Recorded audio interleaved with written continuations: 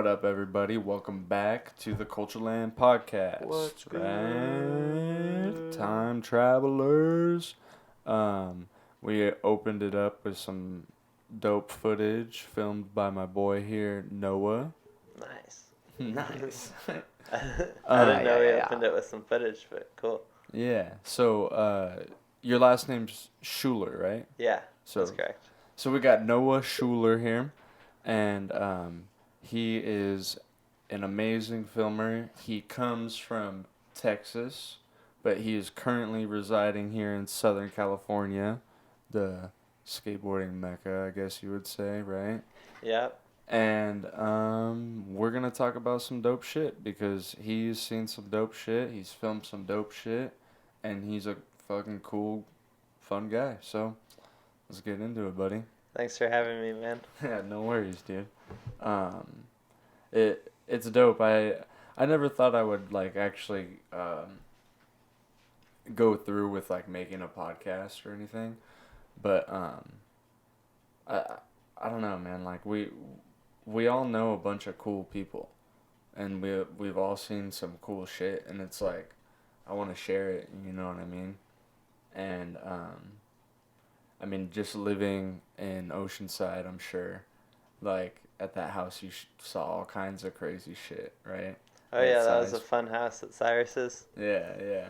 That shit was dope. I used to go over there to, like, get away and hang out and stuff, and there'd be times where I would go to meet up with Hunter, and we would each buy a bottle of champagne, and we would each dome a bottle of champagne. You and Hunter? Yeah. Sick. We would just be making mimosas until the bottles were gone. And then in like the middle of that, you guys would come home after like going and skating and doing all this stuff, and you'd be like showing me like, "Oh, look at this." Blah blah blah. And I'd be like, "What the fuck? Like that's crazy." And then we'd just like play Nintendo and shit, and like people would come over. There was the mini ramp in the back. I don't know if it's still there or what the deal is. But I think they just built a new mini ramp. It looks pretty sick from like the clips I saw. It's got like some extensions built in this time, and looks a little bit wider. Oh, hell yeah. I haven't checked it out yet though. Could you still go off of like the roof, like how Timmy did, and well, like a bunch of other people did too, but Yeah, I think you could still do it. I don't want to say that for sure though, because I haven't seen it. But yeah. I assume it's still possible. Like, why wouldn't you let that be a thing if it could be? You know? Yeah. That roof's so sick. I remember the like the fucking, what do you call it? Just like the stage of like the top, you know, of the mini ramp. Yeah. You know, when you're just standing on the top. The deck. The deck. I'm so stoned. I'm sorry, everybody. So when you're standing on the deck of that like mini ramp in the back, remember that gap that you could have skated like over the wall into the like church parking lot and shit? Did you ever see Al Burnell's clip there? Did he do it? He went like off of the roof, and then on the same line tries to like go over the fence, completely commits, board splits in half, and does the split super gnarly. No. Yeah, that shit's fucked. Yeah, we gotta find this clip somehow. I'm pretty Cyrus, sure give it's us this clip, please. That is I forget so what hard. video it is, but I seen that shit. Yeah. So it's out there? Yeah, I seen Alright. that. So I'll be talking to you soon, Cyrus. But this is some time travel shit, so I've already talked to you by the time this has come out. So hopefully the clip is playing, and that's fucking insane. Because I remember Timmy was looking at it, and I was just like, "Do it, Timmy, do it." And I kept telling Cy, I was like, "You got to get someone to do that gap." Like fucking so sick. Yeah, he Shit talked was heavy. Al Burnell into doing it. I don't know if he made it or not, but I know he did the split super gnarly. That's super crazy. What why did you decide to move out here from Texas? Like what was it? I just finished school. I've been doing a lot of skating, and I was like at a point where I like didn't exactly know what I wanted to do next. So I was like, oh, I'll come out, maybe stay for like the summer or something. Didn't really have like a set time frame. Just like come out, do some skate stuff. My buddy Paul Luke, shout out Paul Luke, you're the man. He kind of like told me if I came out here, he'd show me around to some places and I could skate with him or whatever, and that sounded really fun. So I decided to like come out. I thought just for like a little bit, maybe a summer or something, and it ended up turning into like a whole thing, and now I plan on never leaving, hopefully. That's fucking dope. That's super dope. Where did you live anywhere before you like moved into Sai's place? My grandma, she lives by El Toro. Oh, word. So I like stayed out there, and then I would like either go skate with my buddy Brian in LA, or I would come down and skate the ramps in like Vista with all those guys. And is that how you got like connected with Sai? And I met Cyrus at a session at Elliot's one time. It was just like, I think it was actually the first day that I met like Mitchie too, and I was there filming with Paul Luke, just like the session or whoever was there, you know, just like maybe that was my first time at Elliot's, maybe it was my second, I can't remember, but yeah, he was like one of the first other filmers that I met out here, and he's knew like all the people that I basically skated with, and I was like, that's crazy, like, nice to meet you, man. And I think we skated once more together, and he told me that he had like a place for rent. It's like, well, I need somewhere to stay, like I can't stay at my grandparents' forever. yeah, because she lives at a retirement home, my grandma does. And so I was kind of like sneaking in, you know, staying there. Oh shit, man, that's crazy. And so yeah, I like needed somewhere to go, and Oceanside seemed great because like I could go skate all the San Diego stuff, which is like kind of the direction I was leaning, but I could also like go skate in LA, and it's not too far too, because you know it's like the North San Diego kind of. Yeah. No, I feel it. That's super dope. So how old, I'm like going like all out of order and timeline, but like how did you get into skateboarding in the first place? Me and my brother, we were living in Houston at the time, and I think we had skateboards like at a younger age, but didn't really mess with them that much. And then we saw Chris Cole's part in Ride the Sky, and that just like, I don't know about for my brother, but for me at least, it like fucked me up. Like I never even knew, like I'd seen like an ollie or something before at that point, but I'd never seen like real skating, especially skating on that level, you know. And so like we watched the part a million times, slowly like started upgrading our shitty setups into better ones. Doesn't he open doing like a back 180 nose grind, nollie bigger heel out? Yeah, it's like switch big heel out or whatever it would like, be. It's like something. Yeah, all the way like to forward or whatever. Yeah. Yeah, it's crazy. And it's like, seems like, I don't know if he does that trick, but like it seems like he could do it probably every try when you watch that footage. Like it's insane, man. It's like watching Skate 3 in real life.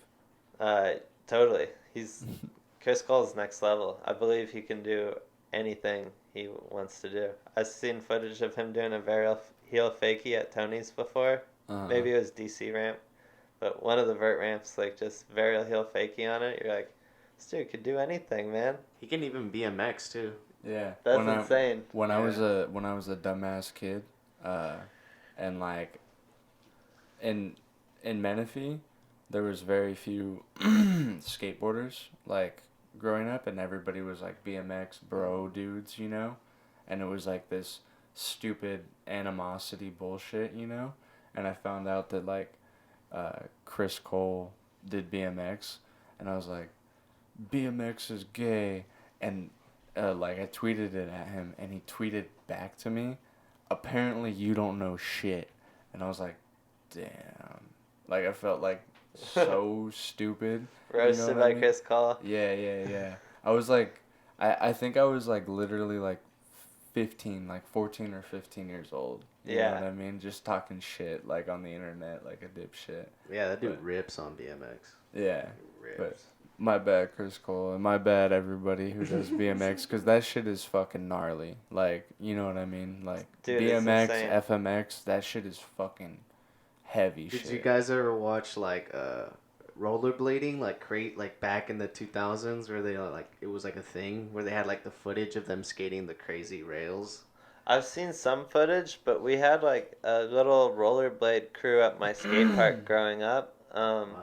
And so, like, I'd get to see, like, some pretty crazy shit in person. Like, the first backflips I've ever seen were, like, rollerbladers and stuff. So crazy. Like, yeah, I remember one of the first backflips I saw was, like, actually, like, a double backflip, and it was, like, these Asian twins, I think, that could do it on rollerblades. You know what I'm talking about? Like fly-out style from a bowl or something? Yeah. It's like some old clip, and they're just like double backflipping. I'm like, what the fuck? Did you guys ever play like that rollerblading game that they had? It was like a demo on PS2.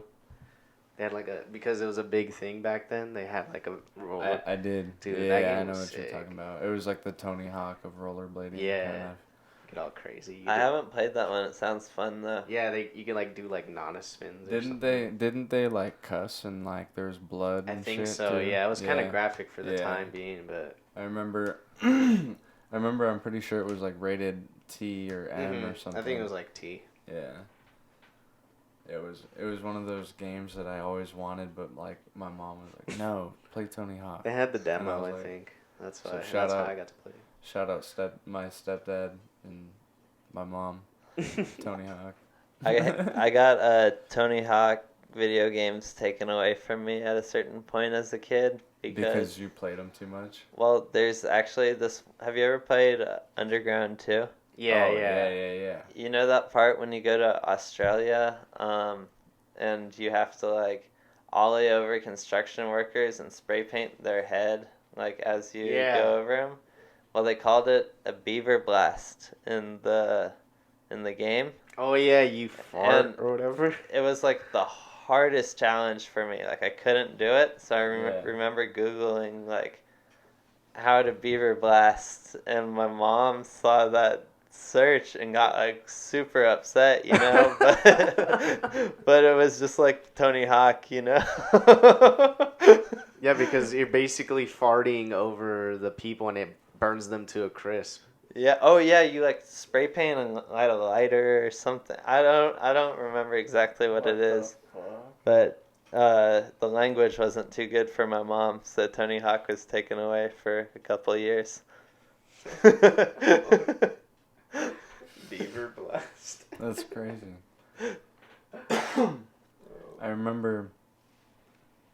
I just remember like loving all the Tony Hawk games, like Underground 2 and American Wasteland were probably played more by me, but I also played the first one, and I played the fourth one so much, like so much. Like my favorite, actually, I think my favorite soundtrack from those games is the fourth Tony Hawk.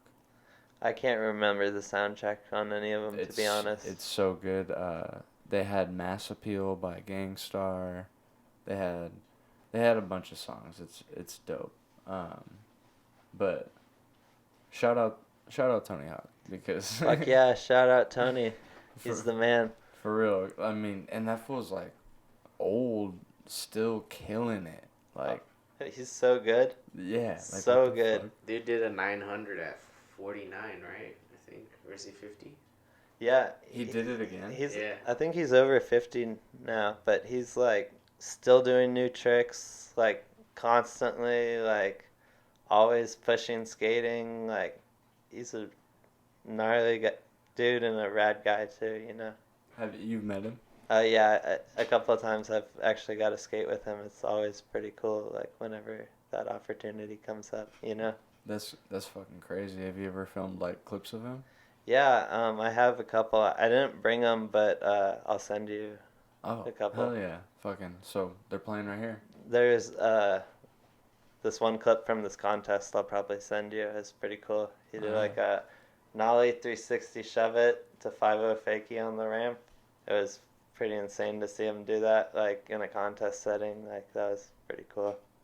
That's fucking, yeah, dude. He's one of those people too. I was kind of telling you off the podcast when we were talking about like the Lindsay podcast we did, and I had to get like really drunk, like really drunk, because like I was like nervous, because growing up it was like the 3 videos was Yeah Right, Black and White, and Round 3, like, you know, that I would watch all the time. And so I was like kind of telling you that, like, if I met anyone from those videos, I'd just be like super nervous, you know. Yeah, but it's totally. like I've met people like sorry everyone. I've met people like Clay, and I've met, you know, a bunch of other people. I've met Nija, and it wasn't the same, like, it's not the same reaction, you know what I mean? Because it was like when I was getting into it, like, so it's like there's still this like crazy nostalgia from like my childhood around it, you know what I mean?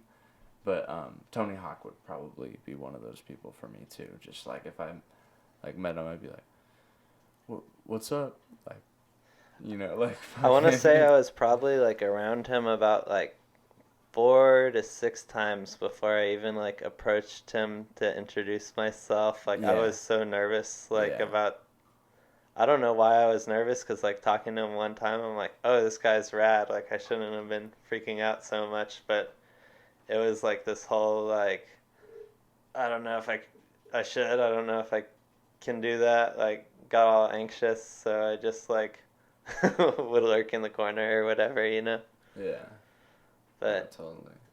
Things are, I at least can say hi to him, you know, but maybe if he asked me too specific of a question, I might freeze up, but I don't know. Yeah, I know what you mean. I'll get nervous like that, too. Yeah. Well, and it's like, I know that they're just people like us, you know what I mean? But it's like,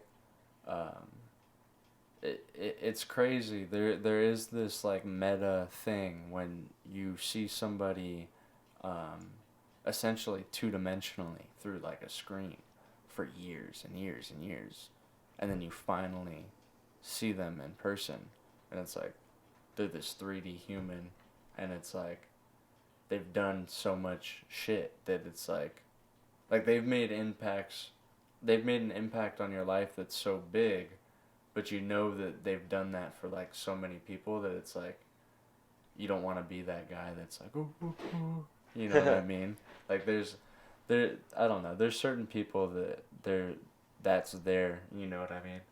Like, I don't know, it's cool, but they are just people. Sometimes you just fanboy. Sometimes you just become a fanboy, and that's all good. Sometimes you can't help it. Like, you can try your best, but you can't help it. Dude, straight up, I tried so hard, and I was like, I have to get really drunk. Like, I was just drinking tequila and beer and fucking all kinds of shit when we were doing that podcast. But it was really fun. Really quickly, we're going to take a small break. Okay. And we'll be right back after these messages. What's up, guys? And we're back for the Fast Five.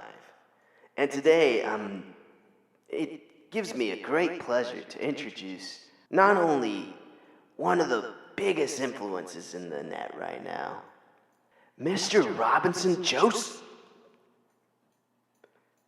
So, Mr. Robinson Joseph, what are your Fast Five for this audience today? I'm gonna be very honest with you. I'm not very.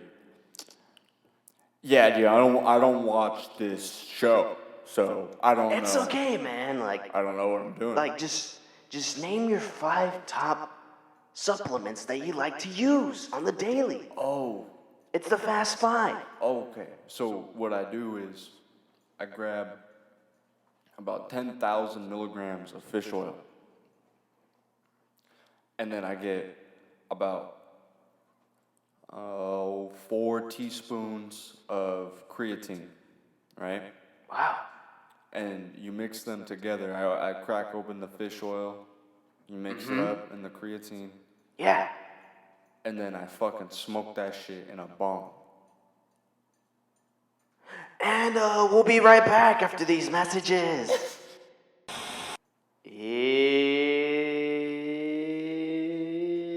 It's Mint Flakes. Mint Flakes. Mint flakes.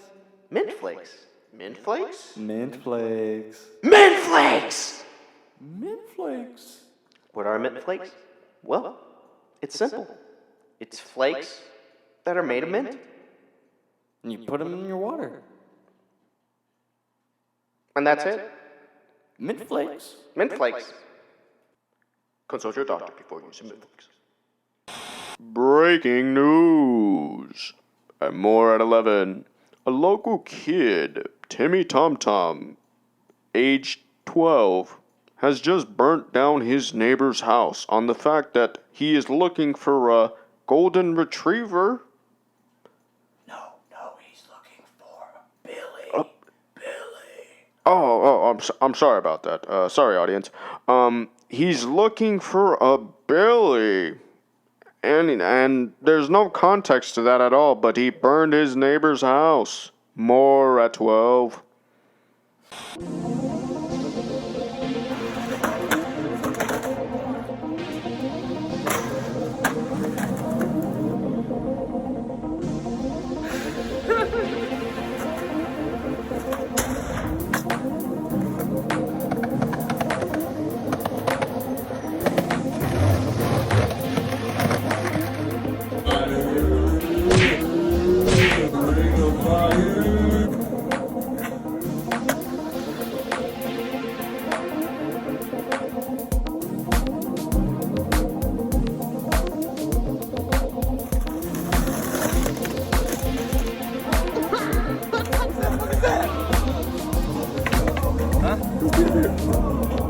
Tear the club up.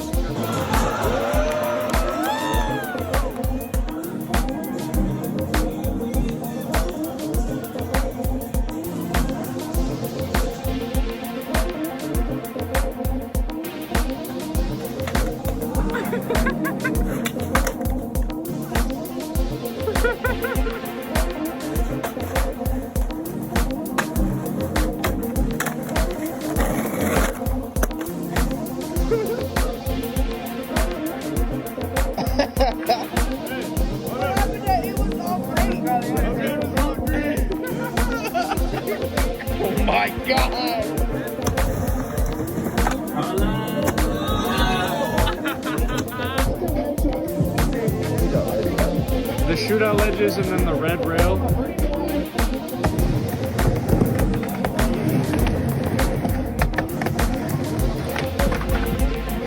Video. Hey babes.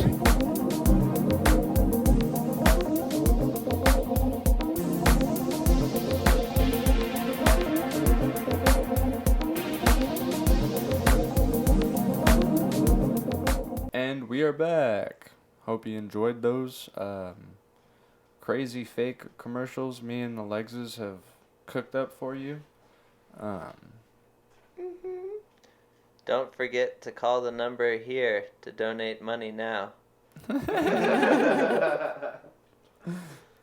it! So, before the break, I mentioned that I wanted to ask you about Copenhagen and stuff. So, what was that like? Going so far from home to like skateboard and like watch skating and like, do all that stuff.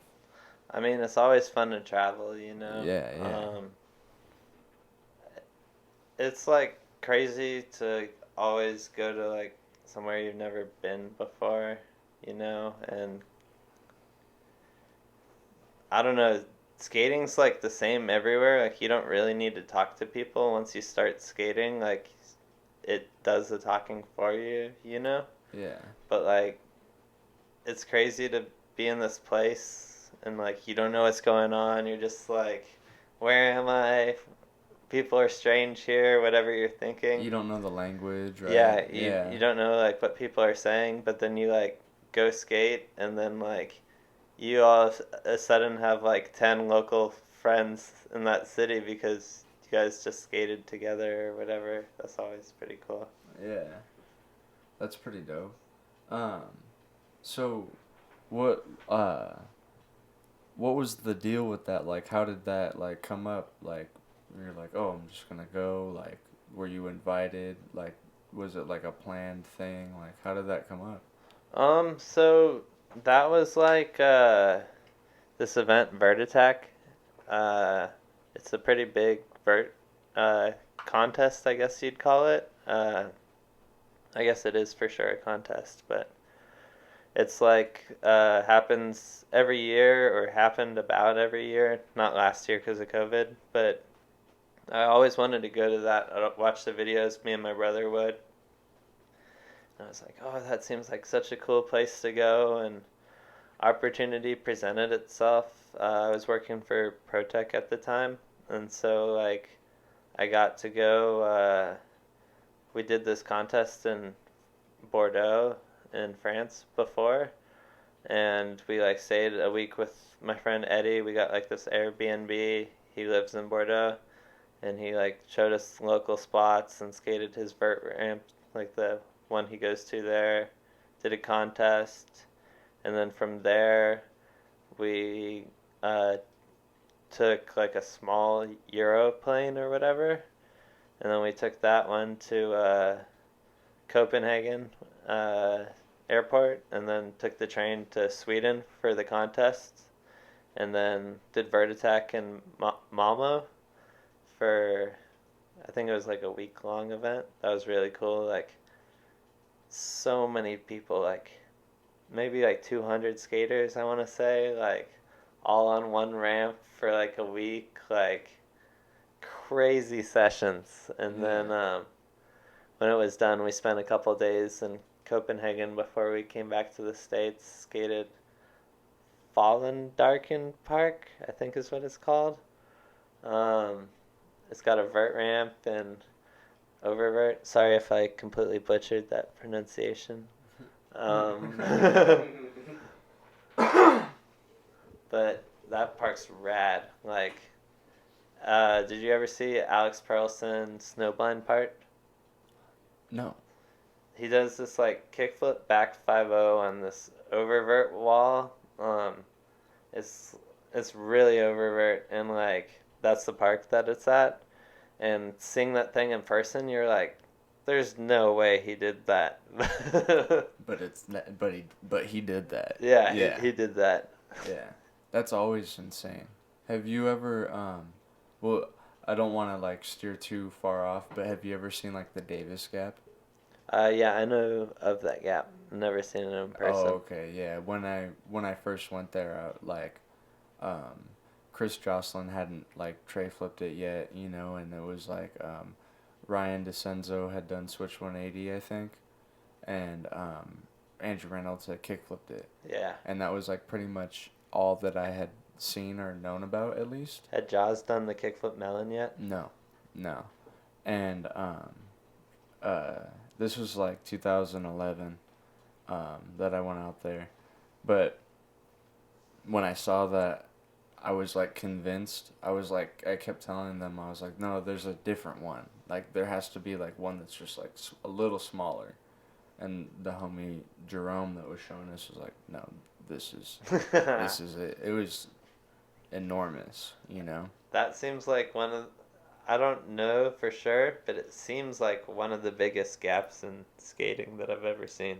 Oh, we have I'll pull it up right here. We got this thing right here. This lovely sizing graph thing. Shout out Jenkum. Shout out, Jake. Yeah, so this is the Davis Gap. And then this is Lion 25, right? Oh yeah, Jaws ollied that one, right? Yeah. Yeah. And then, so you see the length on the Davis Gap? It's shorter than El Toro, but it's longer. Yeah. Yeah,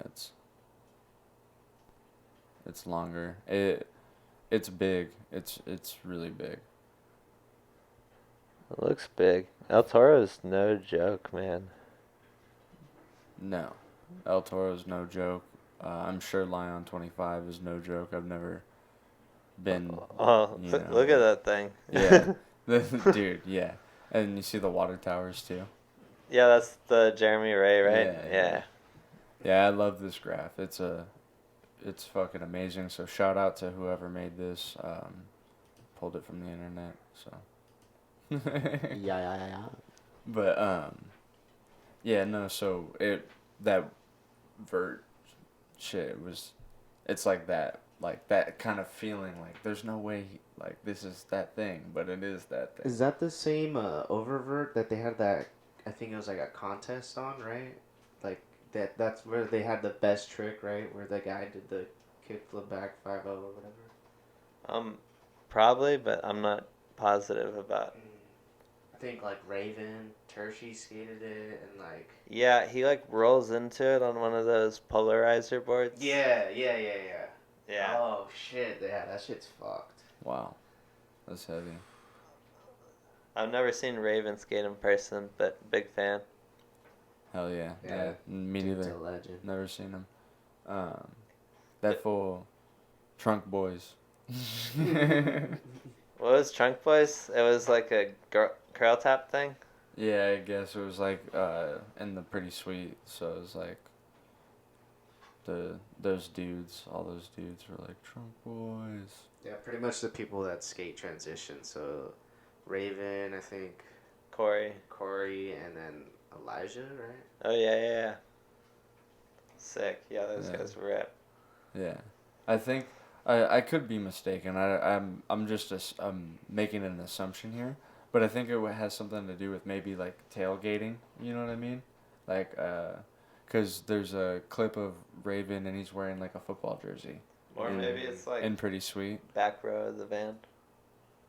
Back row of the van, maybe. Yeah, it could be that. Like getting rowdy in the back. Especially because they were still like I think at the time. So they were like the new blood or something. I was just like maybe like I was just know. like throwing it out there. Maybe it was because they like to tailgate and like I'm not too football sure. shit. I don't know though. Mine was a guess too. I have no idea for sure. Yeah, that was a same good here. guess though. I like that guess. But yeah, shout out fucking all those dudes. Yeah, those dudes killed it. Those dudes killed it too. But so where out of all the places you've been, what's your favorite place that you've been to skate? Ramona. Really? Like Ramona Bowl or? We have this vert ramp. It's my favorite place to film probably. It's the ramp that I live at. It's just really cool backdrop. It's kind of like in a dirt yard. We have like some stable looking things. It just feels like you're like on a movie set, but you're like just out skating. And I do live there, so I am partial to it. But could we roll a couple of the clips that I? Oh yeah, they're playing now. Do you spend most of your time like just kind of at the pad then? Like, do people just hit you guys up all the time and cruise over? Or, like, We have a weekly session usually. Things have been a little bit weird lately because people are just on trips and not everyone's at home. But okay, yeah. usually we have a weekly skate sesh, and then besides that, probably also Tony's is my favorite place to go to also, because that ramp's like the one that I'd always see in the videos growing up, you know. Yeah. Bucky and This Is My Element skates there, and it's just like every time I go there, it's kind of like, whoa, I can't believe I'm at this ramp. So I'd say my favorite stuff's probably in San Diego, you know, with that and Oh yeah. Manchas and Memorial's sick. Memorial. Yeah, you know that bowl? Yeah, yeah. That bowl's sick. Yeah, that bowl's so sick. Yeah, Alexiz. Shout out, fucking. That shit's Shout out so, Memo. so crazy. Memorial sick as fuck. Do you ever see Winkowski's Gap Andrecht fakie there? Yeah. Oh my god. That's- I didn't even get started on that full. It's Yeah. crazy. Dude, that's the craziest shit ever. I can't believe that. Yeah. Like, stalled it out too. Like, Yeah, there's been some crazy shit that's gone down there. What do you have clips that you can like do you have any clips that you filmed there that you can share? yeah, I have a frontside ollie revert from Archer in his video part. I could Oh, probably yeah. show that. And then in the Skeleton Key promo, there's like a little session there where Sean P. and Bryson skate it too. Oh yeah. Shout out those guys. Fuck yeah. Do you are you working on like your own video like currently or? So I just dropped a video called Integral. Yeah, I was watching it earlier. I mean, I watched it when you dropped it, but I was like watching it earlier too because I was like, this shit's heavy. This shit's dope. I'm really hyped how that project turned out. That was I'm hoping to do like more of those videos and like kind of just have like clips that I'm really psyched on that maybe weren't going to be used towards anything else, or sometimes people are down to film for that, you know. That's always cool. Yeah. Like but I don't know, you get stuck like being like, oh, these people can be in this video because they ride for this company and these people can't. And I really wanted something where I could like put everyone who was there, you know, and not just like have to be so selective of. Yeah. Just to have a little bit more creative freedom and stuff. Yeah. Yeah, and so like everyone who was down to be a part of that, like, thanks so much. Like, they all killed it, and nothing but like the most fun times skating, filming that. Like, Oh yeah. but that was just kind of like I don't know, like there's more stuff coming for sure. Hopefully gonna do a few of those videos. Hell yeah. And there's a link in the description below if you want to check out Integral. Right? Yeah. Integral. And I just want to make sure I'm pronouncing it right because I'm kind of stupid sometimes. But yeah, so check out the link in the description below.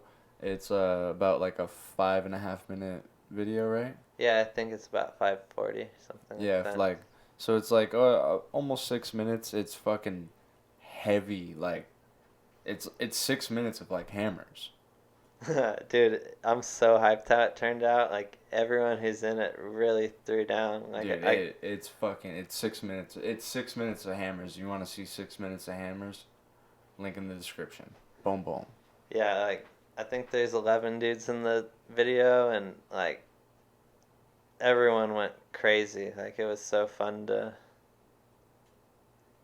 There's a couple trips on there, and so many fun sessions and memories. Like, love everyone who's in that. And I mean, there's more people who aren't in that who I love too, and hopefully they're in the second one, you know. Hell yeah. That's dope. So are you currently like helping out with any projects that you can like speak on at all? Been filming some clips, like hoping to get some parts going for a few friends right now. Like, trying to think what specifically. Just like going out, filming sessions. It seems like everyone's working on their own project right now. Yeah. And so just kind of like putting stuff aside for people. And I heard Bryson just got healthy again. So hopefully get some sessions in with him going again. I know Charlie Martin's working on a video or two right now. He lives at the Ramona Ramp. Gnarly skater, like Hell yeah. Charlie's so rad, but like such a good skater, like so whatever he puts out is gonna be insane. That's fucking dope. That's super dope. Alexiz, will you come stand in real quick? I have to go take a phone call real quick, and I'll be right back. Sorry, it's a doctor's appointment call. No worries. My bad, everybody. No problem. Sorry, everyone. I didn't time this very well. What's up, guys? What's up, man? How's it going? Good. Just chilling. Recording. Same as always. But, I mean, good. That's how you doing? Good. Still nervous, but it's all good. It's all good, man. Is it called Rockin' in Ramona or something? Or the contest or whatever that they have, the sessions? We have Rumble and Ramona. Yeah, Rumble in Ramona. It's most years. Okay. It's still not decided if it's gonna be this year, Mm-hmm. but hopefully. Any favorites that you always look forward to seeing on those, like, specific, like, kind of like sessions? Well, things have been different there the last couple of years, especially with Grasso and everything going on. But he was always a big part of it. But now it's like doing it in his memory, you know? Yeah, I forgot. How could I forget? Him. Rest in peace, Grasso. But, so Jake always tells me that's the guy who would kind of like call up every year and be like, we're going to do it, or whatever. Him and Darren. Yeah. But Darren's still in the mix, killing it. Dude, that fool's such a fucking legend. Yeah. Dude, Darren's so sick. I think he's out on a creature trip right now. Yeah, because aren't they, like, filming a video or something? That's what I heard. I'm not exactly sure. Yeah, I heard that they're filming. They're out and about. But damn. So it's been different since... Yeah, so like, and then last year with COVID, we had like not really so much of a crowd. So it was actually a really rad thing because everyone was really close who was there. Yeah. And like last year, got to see like Bucky come just kill it, like do a bunch of switch shit, like... Bucky kills. Do like this nollie flip lean on the channel that was so good, like, yeah. And then I built like this crazy extension last year, on Jake Brown's request. Oh my god! It was like a 8-foot extension on top of the ramp. Jesus. All vert. It was maybe a little too big because no one quite reached the coping, but oh my god. It was a good idea, Jakey. Dude, that feels insane too. Has one of the worst bails in all of like vert history. Dude, it's crazy he's still alive. Like I know. He walked off of that. Like his shoes exploded off of his feet. That's what I think is the craziest part. Dude, it's crazy. But like also, yeah, he's still just like done some of the gnarliest stuff ever. Like his video part never gets old. Oh like, yeah. You know, Ollie 7 on the mega ramp, like over the gap. Like how the So fuck good. does that happen, dude? Dude, such a fucking... I feel like legend. physics shouldn't work to let you do a 720 ollie on the mega ramp and just like able to hold it on your feet, but yeah, it happened. that guy's so crazy.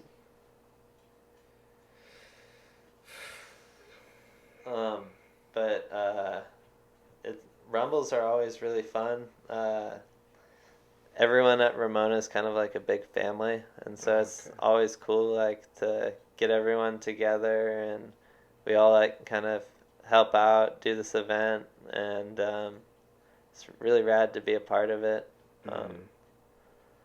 I've been there like the last 3 Rumbles, and I got to help film in those, and that's always such an honor. And shout out to Schmitty for always killing the videos. Like, Schmitty's so gnarly. He's always does such a good job like capturing the energy of the event.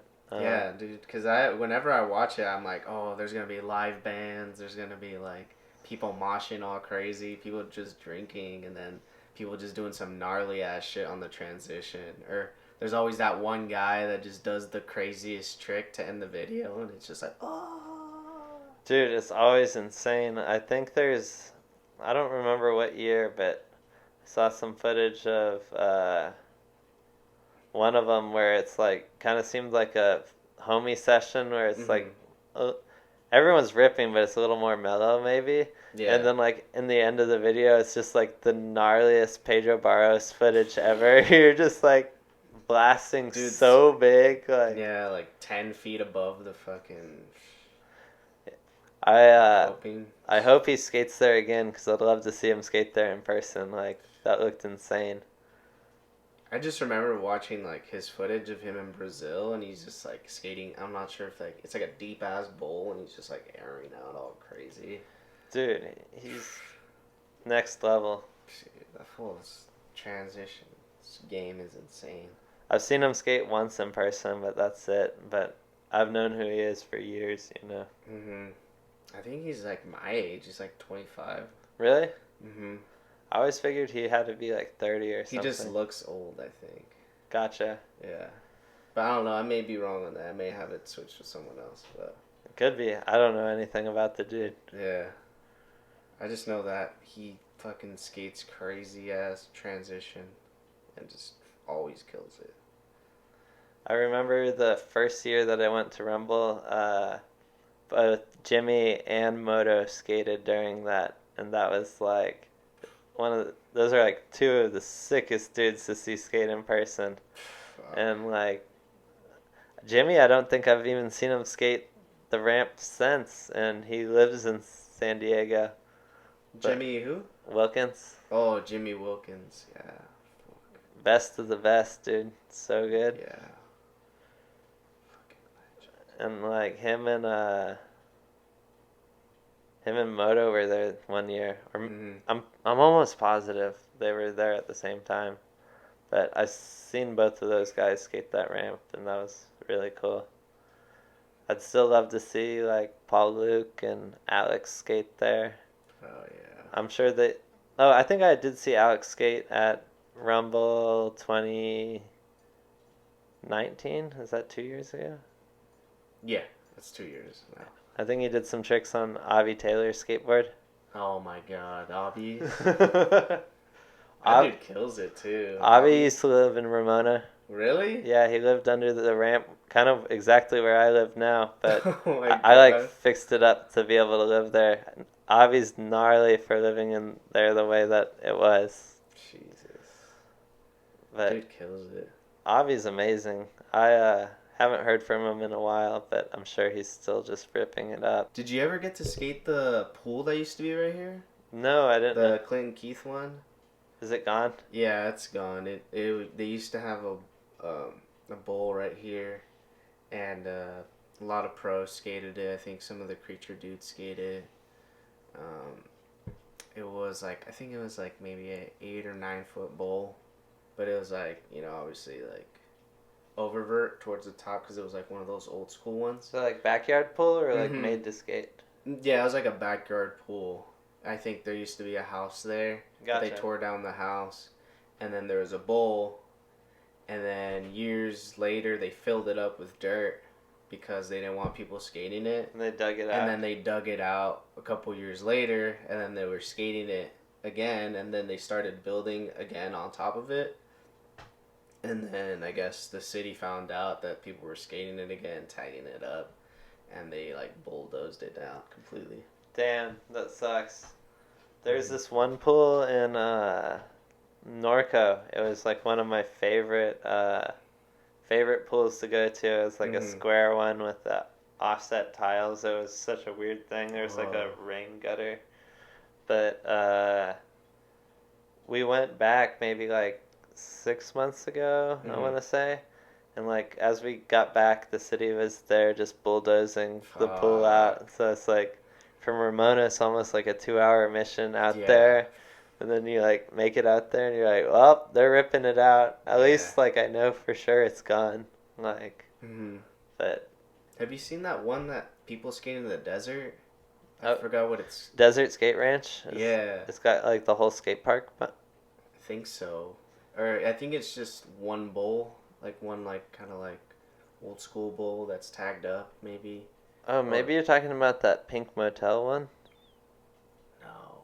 The one in Palm Springs.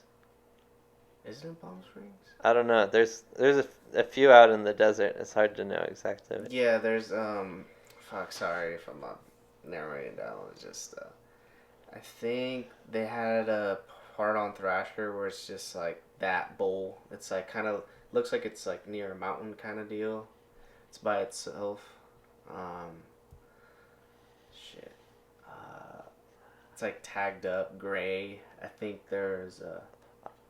I'm probably not the best person to ask for this since I wish I knew more pools, but I've only been to maybe like 10 to 15 pools in my bad, life. Dude. So. My bad. No, I'm not narrowing it down for you. No, it's all good. I'm the one who's slacking on my game. Like if I knew like Brock or Peacock or someone who knew a bunch of pools, they'd probably know exactly what you were talking about from your description.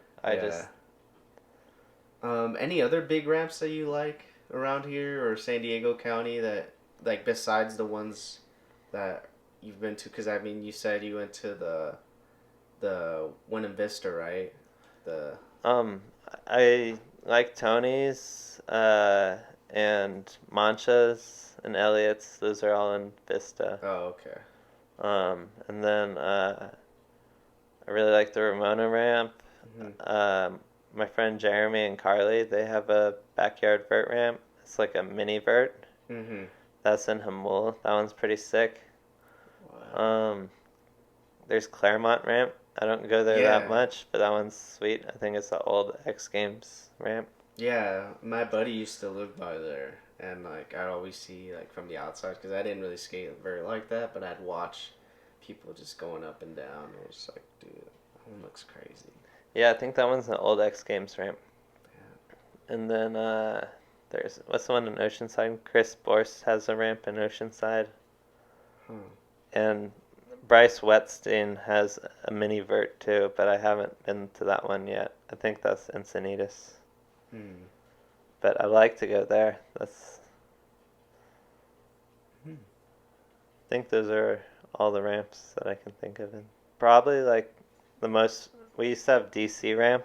Oh yeah, Black Box. Yeah, that was the sickest place ever, man. Dude, like, yeah, I got to go there. I didn't even skate it, but like I heard like the sessions would be heavy at that like half pipe. Dude, it'd be insane. You'd like come and it's like a ramp as big as a football field with so many obstacles, and then just see like so many extensions too. See like all your favorite dudes just like doing craziest shit on there. Like I saw like Alex Perlson, he did like a switch frontside disaster on like the tallest extension. Jeez.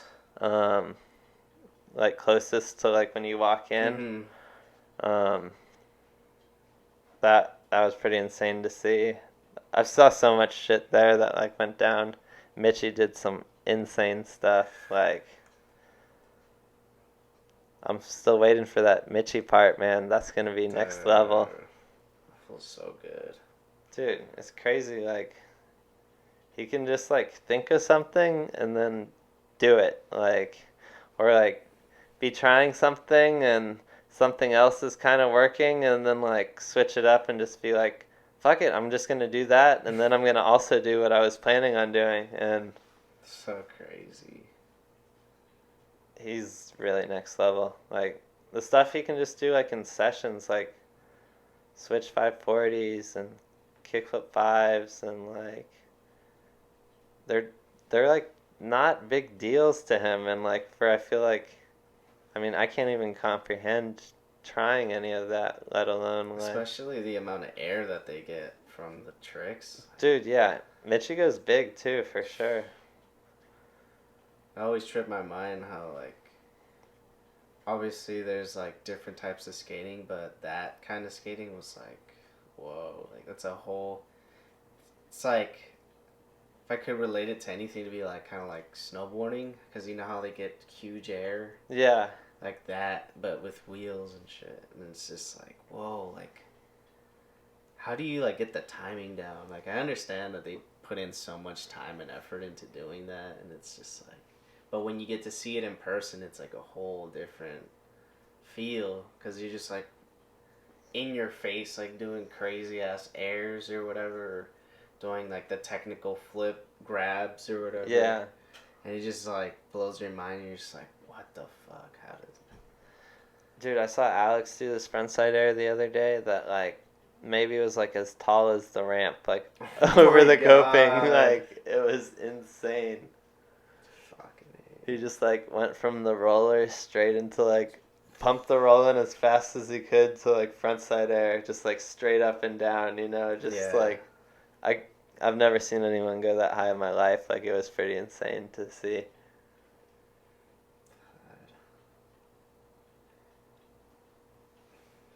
Does it ever, like, trip you out when you're filming and you, like, when you're capturing these tricks and you're just, like, in your brain, you're just like, wow, did, like, that really just happen? And then you, like, kind of, like, go back and rewatch it, and you're just like, whoa, what the... With Clay, I feel like that happens a lot, because, like, Clay will do, like, the most fucked up shit ever, and, like, sometimes he'll do it, like, right away. You know, like, he's, like, have this line planned out, but, like, the big trick's at the end, and he's, like... I'm just going to huck this at the end and see if, like, it works out. And then sometimes, like, first time he gets to the end, he'll just, like, throw a rodeo or something, like, frontside 5 or something crazy, you know? Like, I don't know, like, him, like, he's crazy to watch skate because, like, he can just do some shit. Like, he's not scared to, like, see what it feels like to... I remember we, like, filmed this back 3 off of this roof in Oceanside, like, on our way to skating this pool one day. And, like, we just, like, stopped to get coffee or something, and he's like, oh, I'm gonna 360 off of this roof or whatever. And you're like, this isn't what we're skating today, but alright. Like, like, it's... so crazy to, like, just watch him do that kind of stuff, like that tray flip he did on the like, I think it was like the Euro, right? Oh yeah, on the mega thing. Yeah, because he did it in a line, right? He did the... In his video part, I think he tray flips it twice, padless. Yeah, like, that's so crazy, and he catches it so crazy, like front foot, like all front foot catch, and then just brings his like back foot back, and it's just like... He's honestly so consistent with that tray flip after filming those ones. Like, it's pretty unreal. Like, I've seen him recently do, like, tray flip first try of the day, like, warming up and do it on that. Like, I mean, but I think in that video he did, like, an alley-oop 540, the tray flip the gap padless. Yeah. And then a different day, he did another tray flip padless to a body burial 5 on the next quarter. Jesus Christ. And you're just like, okay, you could just do that, I guess. Like, padless is so insane. I'm pretty sure he's the only one who skates that padless. Like, yeah, it's so dangerous. Like, it's dangerous with pads, you know? Like, yeah. in his first video part, I think he did, like, a backflip over the gap padless, too. Like, That's so insane. That dude's got it like that. I watched this part recently and I was just like, Jesus fucking Christ, dude. What are you doing? Dude, I was around for a lot of the stuff from that part, like, at least to see it, if not, like, film a clip, but it was crazy to see all that stuff happen, like, and what's crazy is, like, I've heard people say, like, oh, Clay's, like, just puts things straight to Instagram, or, like, doesn't, like, whatever, and it's like, no, you guys don't understand, like, his part is so gnarly that, like, this stuff doesn't make the cut. Yeah, like, he's just putting out stuff that he knows he can do because he just has muscle memory. Yeah, like, his part, like, I forget what the trick was, but, like, someone, like, asked me, like, why would he, like, leak this one out before the part comes out? It's like, dude, because he already, like, won up whatever, like... It's just... Yeah, it's just crazy because, like, people don't really understand how things are until they watch the parts. And it's like, oh, yeah, no wonder he just put that on Instagram because that was just, like, filler. That wasn't even, like, the banger that he usually gets towards the end. Or Yeah, I think he did, like, a varial flip 360 on that gap that he did the tray flip on. Yeah. And I think he put out a big flip on Instagram or something before. Yeah. And it's like, no, he put that out because he already won up. Like, yeah. That dude's fucking insane. Can't even believe how insane that guy is. Shout out Clay Kreiner, right? Yeah. Is that how you say it? Sorry if I botched that. I just wasn't sure if I was gonna say it right. Yeah, Clay rules. Definitely a really good friend. He's like one of my favorite dudes to like go out and just like go skate with, like hang out for the day. Like it doesn't really matter where you're going, or like going on trips is always fun because like I don't know, good energy. You know, it's always fun skating with friends that you get along with, and then when the friends are doing the gnarly shit, it makes it even gnarlier, and then. Yeah. Especially because you're there to witness it, and you're just like, what the fuck? I didn't even know he could do that. I was there for the alley-oop 900 that he did. Like, that was unreal, That's man. Insane. I want to say that was just like 30 minutes or so. Like, tried like he did a few alley-oop 540s. Then just started kind of spinning it. And I want to say it was like, not that much time passed at all, like, before he rolled away from it. Like, it was crazy. Like, there was, like, he knew he was going to do it, I think, because, like, I was there, Tyler was there filming, this dude, Chris was there filming, and then our friend Bailey, who shoots photos, was there, like, shooting a sequence. Like, when I got there and, like, the setup was that legit with so many people, I was like, oh, there's no way he's not going to do it today. Like, you'd already feel it. I was like, oh, yeah, it's going down, this dude. Yeah, and everyone's here. He hadn't tried it prior to that day, but, like, it's, like, one of those things that, like, you just know with him, like, oh, he just gave himself a little extra pressure so he can make sure that he does this today, or... Definitely. Yeah, I think that's in his new delusional part. Wow. The Ender, I think. I don't think I've watched that one. I think I watched the other one, the one before that, right? The Madness part, maybe? Yeah. That was a good part. Dude, yeah. He frontside airs the combi gap in that one. Like, how the fuck... So crazy. I wish combi was a thing still. Yeah. I heard a rumor it might open again, but we'll see. I guess we will see. That BMXer died or something there, so it's been closed ever since. What happened? Or...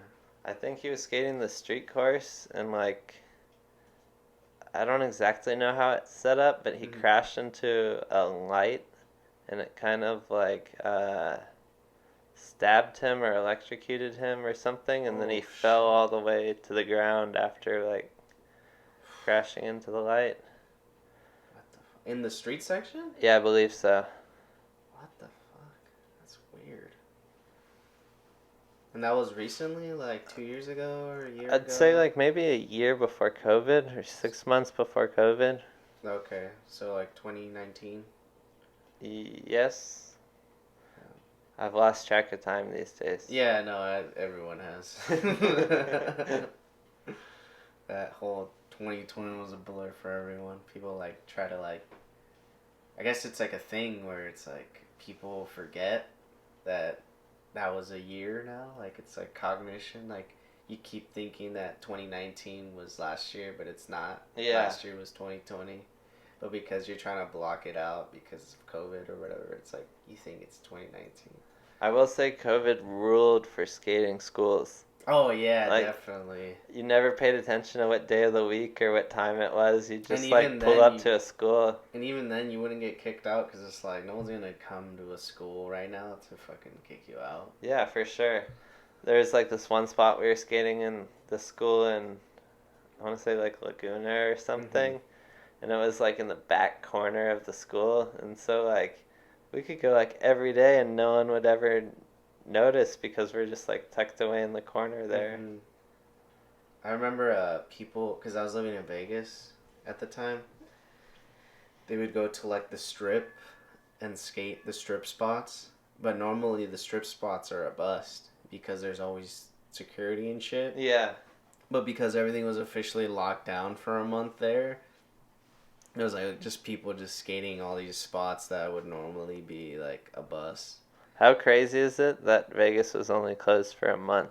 Yeah. Like everywhere else, like a whole year. What's like, because think about it, their whole livelihood is based on like, obviously tourism. Yeah. So it's like they can't just be closed forever. They lost like, I think they almost lost like, much. Don't like quote me on this, but I think they lost almost like $1 billion in 1 month. I believe it. Yeah. Like, Because of the casinos, the shows, the restaurants, everything was closed. So imagine. dude, that's crazy. I've only been to Vegas a few times, but like, usually to skate backyard pools and stuff. Mhm. There's this dude Gary out there who like shows us some cool pools, and he's like this crusty old dude who's so fucking gnarly. He's been skating pools for like, must be like 30 years or something like that. Just like, I want to say he's got like 400 pools in Vegas alone. Like, an Jeez. insane amount.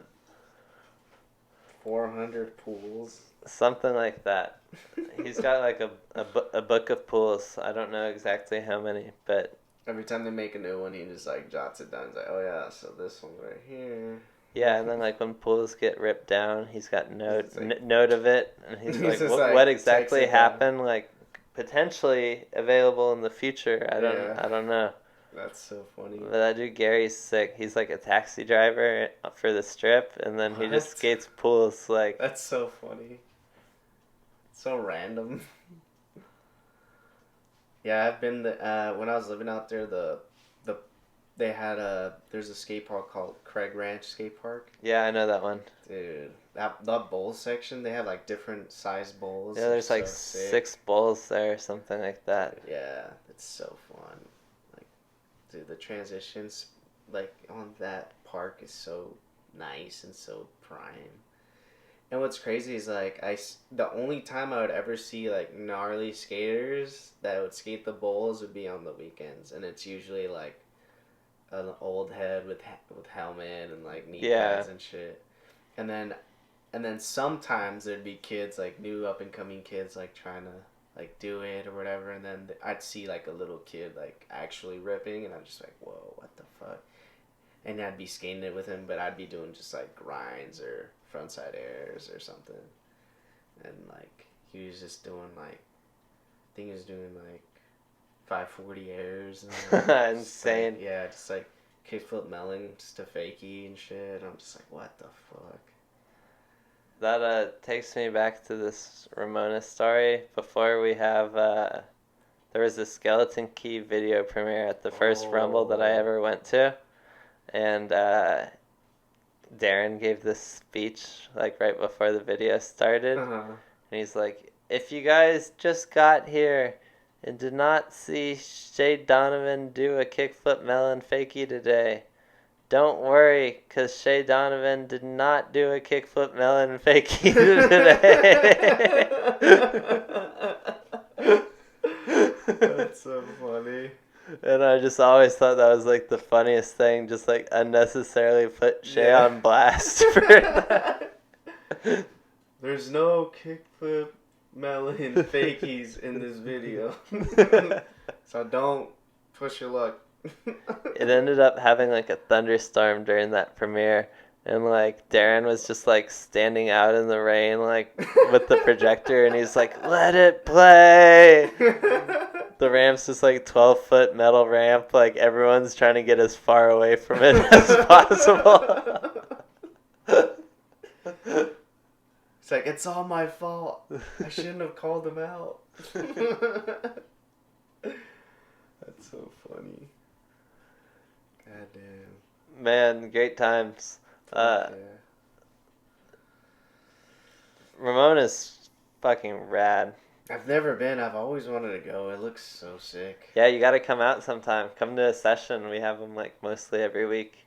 Really? You have to be invited, or what's the situation with that? I'm inviting you. Sweet. Yeah, let's go. I'm down. But we have like once a week sessions. Mm-hmm. Sometimes they're big. Sometimes no one shows up. But just kind of whoever wants to come skate can come skate. And fuck yeah. What day does the session usually fall on? Or is it just like all week? Or how does that work? Usually Tuesdays, but it depends on the week. And okay. We haven't had one for like 2 weeks because just Charlie and Archer and everyone have been out of town. They're like... Those are like the main heads that run the place? Or? No, Jake and Nikki run the place. Okay. And it's like a car shop first, and then it happens to have like a vert ramp there. Oh, okay. And but like the skaters there are like Charlie, Archer, me, this dude named Tony. Mm-hmm. We're like the dudes who live there right now. Oh, okay. Cam used to live there. That was really sick when he was there. Cam who? Norin. Cam Norin. He used to make boards under the ramp. I mean, he still does, but he used to live there and make boards under the ramp. And then just like, so sick, he started making skeleton keyboards maybe like 2018, I want to say, or 2019. Yeah. And he's just been like killing it, doing all the boards for them. I think lately he works at Watson, the board manufacturer.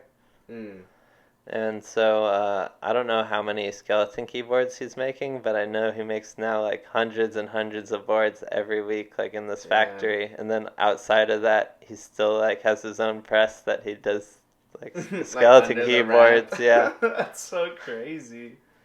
How big is it under the ramp? Like, I mean, it's like, so my room is like about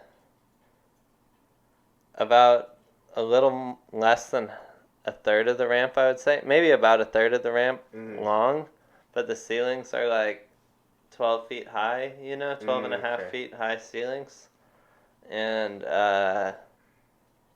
then it's like a room maybe like almost this wide, maybe a little more narrow. So like, I don't know, imagine like 15 or 20 feet, but like, no, maybe it's like 20 feet, yeah. It's pretty big room, I'd say, like, or at least it seems big because of the ceilings, Yeah. It's pretty sweet, though. I have this wall that I covered in a carpet, and then I made all these little platforms also made of carpet, so my cat can just, like, go crazy like it's a jungle gym, but it's, like, 12 feet high and, like, the entire wall's width. That's so funny. And he's just, like, going down the jungle gym. Yeah, she just, like, goes nuts. Like, you'll wake up and she'll be, like, all the way at the top, or like lately the move is like hang out at the very top shelf, wait for me to like fall asleep, and then right when I fall asleep, like jump onto like the bed. Like it's pretty sweet. Like I can't believe like it was just like a dumb idea at first, but I'm so stoked that I ended up doing that. Yeah. And I'm back, everybody, and we're back. I got some good news. I just had a phone call with the doctor real quick, and I'm gonna be back on a skateboard, so hopefully see me at some parks chilling, shredding. Not like anything major, just like a little bit of tranny, like pumping and stuff, trying to get my movement back. You know, my spine was fucked. It was so bad. Dude, sick you're gonna be back on the board. I know, I'm excited, dude. I was kind of losing my mind. You know what I mean? It's not something that I wish on anybody. You know what I mean? But at the same time, I do want to forewarn everybody. There's gonna be a day where we're not gonna be able to skate. So like, mentally prep for that at some point. You know what I mean? I still haven't accepted it. Yeah. Yeah, I know what you mean. I was right there, and then all that shit started happening, and I was like, it was crazy. I talk about it on other podcasts, but it was dark times, and everything's looking bright and sunny from here on out. That's rad, man. Thank you. Fucking, I'm so stoked. It's gonna be dope. So yeah, back to this podcast. Let's get it done. And you guys carried on without me, talked about some dope stuff, and now I want to bring up the X Games. Okay. So you we briefly talked about it off the podcast. You were saying that you've been to the last 2 X Games. Yeah, I went to the one in Minneapolis in 2019, and then I did the most recent one in Vista too. Thanks to Mitchie, he hooked it up and got me in. Shout out Mitchie. That's super dope. Super, super dope. You were saying that you filmed the first one. Like, you were, like, filming? I wasn't filming, like, live during the event. I filmed some practice stuff for ProTech, and then I helped X Games film some interview stuff on the side, like, outside of the main broadcaster. Oh, that's super dope. So you interviewed some people? I just filmed the interviews. Oh, okay. Yeah, that's right. It was a fun time though. Definitely met some people who I never thought I'd meet, and seeing like some of those like FMX guys, I never even was like exposed to that ever in my life before. And have you ever seen that like big air quarter pipe they do on those motorcycles? Yeah. It's like the gnarliest thing ever. It's crazy. Like, I don't think there's a more dangerous thing that could exist, dude. That's so insane. Yeah. No, it's crazy. Those I'm not gonna lie, I'm terrified of motorcycles. They're fucking, it's super gnarly.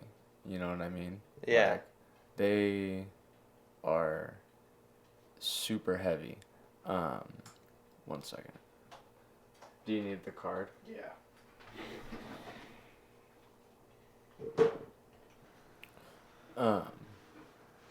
The homie the homie Corey does like,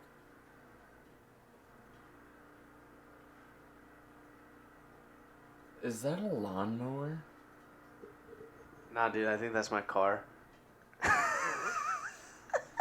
What is that? It's a lawnmower. Yeah. There's no lawn. Dude, are you sure? I swear I saw one. I saw a lot of lawn right now when I went outside. All that dirt It's everywhere. on fire. Oh yeah, that's right. There was a fire. I'm not gonna lie. If it wasn't for the podcast, and like you coming over and You wouldn't have known that there's a fire within eyesight of your house? no, I would have had no idea. Same here. I wouldn't have ever guessed that there was a fire. No, it was crazy. I like walked out. I was like, "What the fuck?" There's all this smoke. I feel like that's just a normal occurrence now here. Like, but yeah, so we're gonna continue the podcast, and I'm sorry everybody, but my neighbors are running a lawnmower in the middle of the desert where there's no lawn. Because they do things like that sometimes. And Seems fun. yeah, so because there's just so much lawn to be cut around. dude, you know it's what I mean? ridiculous. It's just, there's so much everywhere. Like, they need to get rid of it all, because it's a problem. It's a real big problem that we have out here. Can you hear it gnarly in the microphone? You can hear it like in the Subtly background. in the background. Yeah. It's not like gnarly, but you can hear it. Oh, I think they got all of it. It's gone. It's still running. Oh, it just sounds different. Oh yeah, there it is. Dude, I don't understand. Anyways, back to X Games. So, you filmed some interviews, and then you went to the most recent one, and was it the most? It was the most recent one where Clay got silver. No, the most recent one was just the Vert. I think Clay got bronze in 2019 in Vert, and maybe got a medal in Mega too. Maybe bronze in Mega too. Okay. Because Mitchie did the 1260 and got second. And then Elliot won for Mega. Then Jimmy won the last 3 X Games.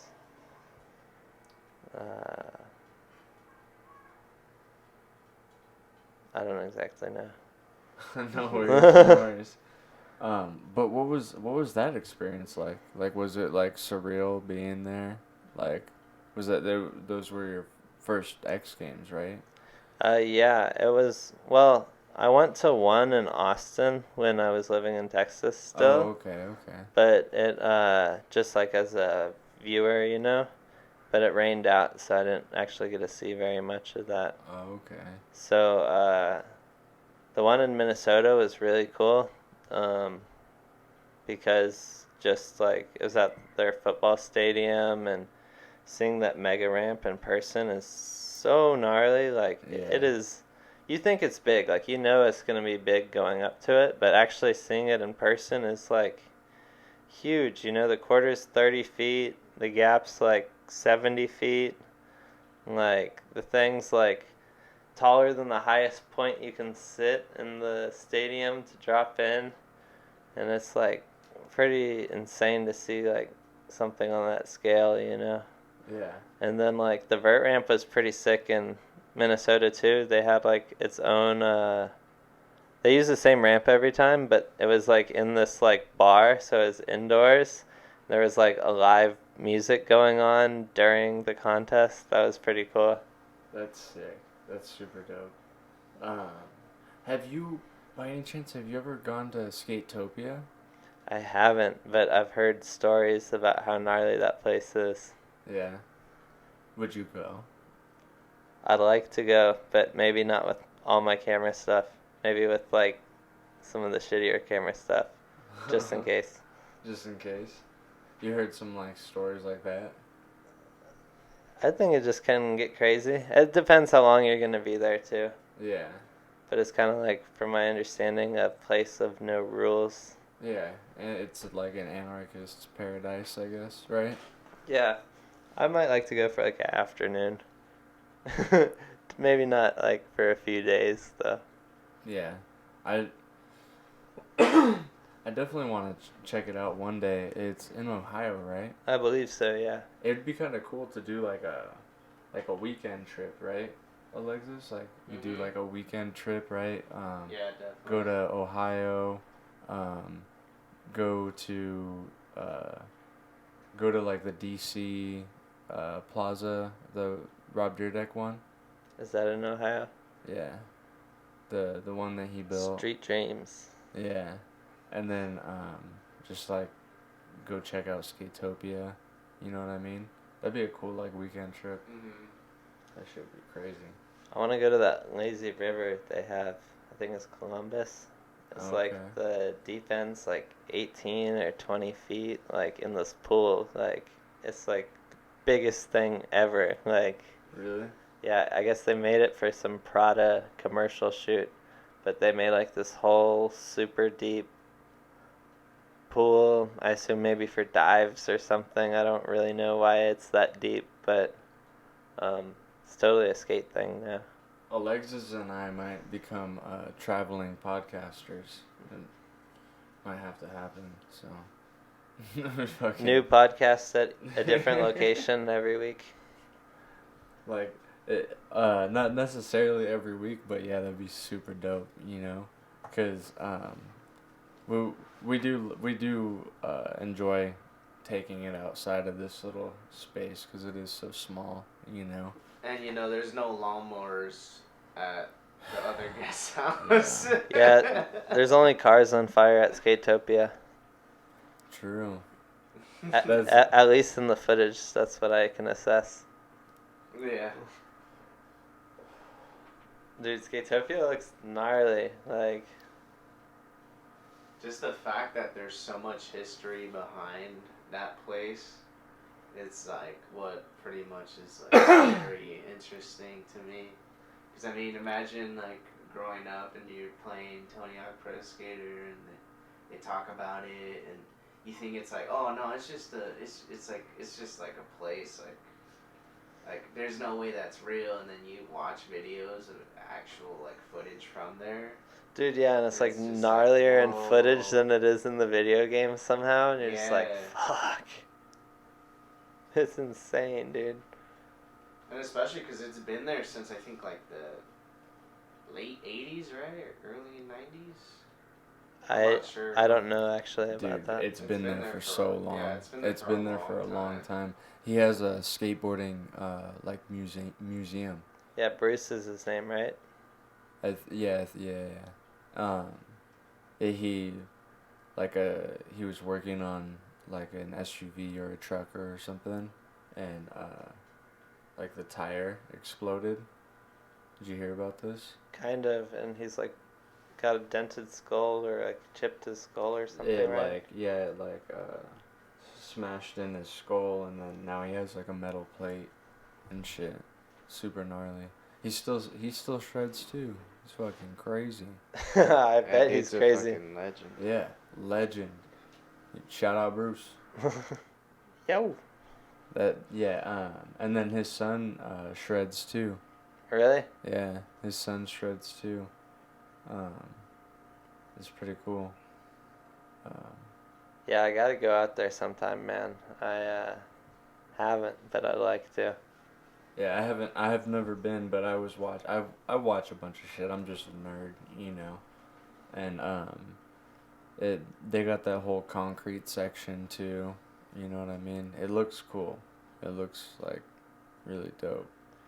Dude, it's crazy. It's like the last level in Tony Hawk. Like, you do all the skating around the world and you can aspire to go to Skateopia. Yeah. And then, like, you look at it in footage and you're like, I don't think you need to travel the whole world before you go here, but... No, I mean, it'd be cool. I like, part of me wants to go on a day where it's kind of like slow and empty, you know what I mean? And like go on the tour with them. Yeah, and go and do a tour with them and just like kind of like talk about some tricks and just like contests and like favorite moments that they've had and stuff like that. That'd be cool. But then I want to go and experience one of their parties and stuff like that. Oh my god. But just not even film it, just experience it. Just be there, like no camera, just living it. You know what I mean? I wonder if they still have crazy parties or if it's just like all just chaos at this point. From what I like what I've seen, they have like events. It's like a party. It's like an event. They'll have music and a skate jam and Sick. yeah.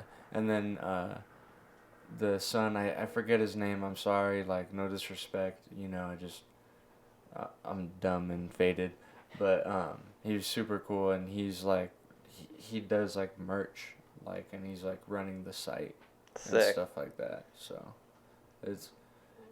they're seeming like to be more legit. Like I think it was a Vice thing that I watched that, and they're like leaning towards like a more legit kind of thing. You know what I mean? Like they even have like on the website it's like don't come here, like don't destroy cars that haven't been like volunteered, and like you know like there is rules essentially now. It's not like it's not like what it was, and a lot of people were like hating on it, but I understand, you know what I mean? It's like you want to make a safe environment for people, you know. If it's safe, people are gonna come, and if it's not, it's just gonna lean people away. I still think it's probably questionably safe, you know? Yeah, but I'm still trying to go and have a good time. I don't give a fuck. Same here. Seems fun. Yeah.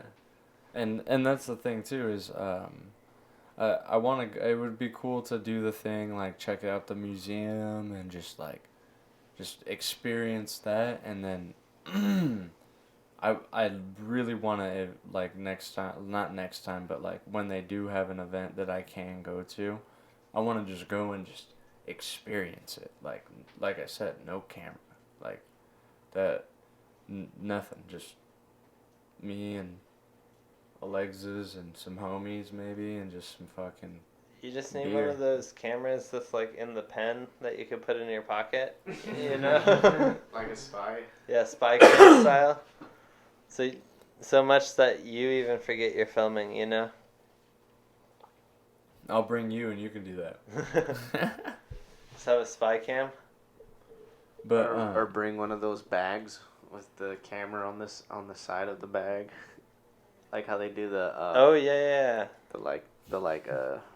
When they do drug bust or something, or they go they go to like the movies to film pirated films. yeah, let's go to Skateopia looking like feds with a fucking camera bag walking around. You could probably make a good YouTube prank video like that viral for sure. You said what? And you put the bag in their face. I'm not an agent. It's just like.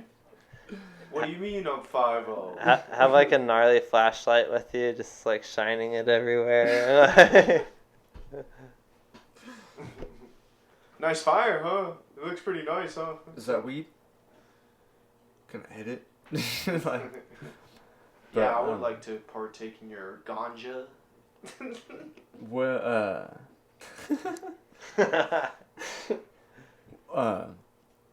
what's another place you would like love to go, like that you haven't been to? I've never been to. I've never been to like Oregon and Washington to really skate. Like I went as a kid, you know, but I'd love to like go on a skate trip there and check it out. I'd also love to go to Brazil. I'd really like to do that once COVID gets better. Try to figure out something. Go stay with like Luigi or something and go skate. He's got a park in his backyard now that looks so gnarly, and go skate with like him and Augusto, and I think Guy's got a ramp in that same town. Guy's the kid who did the 1080. Be cool to like Go to Brazil and skate. Yeah, that'd be sick as fuck. That'd be super dope. I think like if I could pick a place, that's probably where I'd go. But I'm pretty down for anything. Would love to like. I like going to trips to Texas. Bring some of my friends from out here and show them stuff that like I knew growing up, or like it's kind of like visit home plus like you're getting new stuff done too. It's pretty fun to like do those missions. What part of Texas are you from? I'm from Houston, but I like lived in Austin and this town called Sherman too. That's north of Dallas. Word, yeah. What's the skate scene look like out there? Heavy. Yeah, there's some rippers out from Texas. Isn't Dream? Dream's from Dallas. Yeah. I think that's Dallas rules everything around me. Is Dream. That's fucking sick. Yeah. But they're from out there. Dallas has a really good scene. Like, there's a lot of stuff. Crumb's out there at Four Down with the Vert ramp. There's 6 skate shop scene. Like, there's this place called The Point Skate Shop, and they always like do events in Dallas for like big things for the whole community, not just like contests, best trick stuff. Just like go skate all downtown together for a day, and like just really cool events, scavenger hunt stuff. Like, they did this one event, I want to say it was on a Go Skate Day or something, that was like, you go to each park, and each park has like a different worker there with a challenge for like tricks to do at the park. And you like, if you do the tricks, you get like a card from a deck. And at the end of the day, like, you go back to the shop and you try to, whoever has the best poker hand wins like the whole event or whatever. Yeah. And so you just get like a card from each park, and then like at the end of the day, like, go together. That was such a fun event, like such a good idea. I think it was maybe called a poker run, something like that. But Hell yeah. it'd be like 50-50 over the box, or like lip slide the rail, like get a card, and then you're off to the next park to do whatever challenge. Or That sounds super dope. yeah, that was a fun one. I think they're always doing cool stuff like that though. And then Austin's got a pretty big scene with No Comply Skate Shop downtown. I think they're always doing events, and there's a lot of gnarly Austin guys. Like, that whole Roger Skateboards team's basically out of Austin. Max Taylor and stuff. Really gnarly dudes out there. I grew up skating a lot in Austin, so like those spots are always like fun to watch the footage of for me. And it's cool to see like some friends that I grew up with who are like still out there skating, who maybe don't have like sponsors and stuff going on, but they're like are just like still out there just ripping. You know, that's really cool to see. Yeah. Sorry, everyone. Yeah, that is really fucking dope. It's always super dope to see that shit. Yeah, it's like sure. Skating for the right reasons, you know? Yeah, like having a good time, like progressing on your own momentum and rate, you know, like everything. Just having fun. Like, hometown shit is always super. The hometown shit is always the best. Yeah. You know what I mean? And so that's why it's cool to like go on trips to Austin and like bring these, like, my friends who are like so gnarly to these spots that like I've always wanted to see stuff kind of happen on, and like these guys could actually do that stuff that like I had like daydreamed about, you know. Or sometimes like they'll do stuff that's like I'd never even thought about, you know. Like, we went to Pflugerville.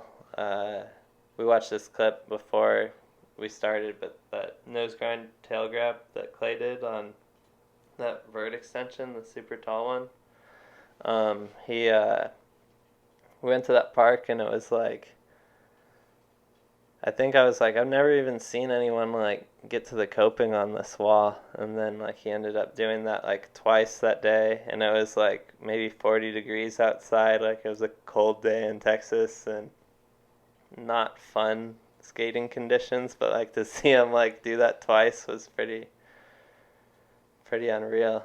Especially like, I don't know why, but he had to do it twice. Like, I didn't have 2 cameras set up for some reason, so like I had to like film one way and then like do a still shot separately, so he had to do it 2 times on that occasion. What the fuck? Like, pretty fucked up. Like, When I filmed Seista both 1 and 2, there's several times where I would ask people to do their trick twice. yeah? Yeah. Just because not because the first one wasn't good enough, but because Multiple angles and stuff. yeah, multiple angles, because I was the only filmer, and I was the only person who had a VX. I was the only person in the area who had a VX who was like trying to do what I was doing. You know what I mean?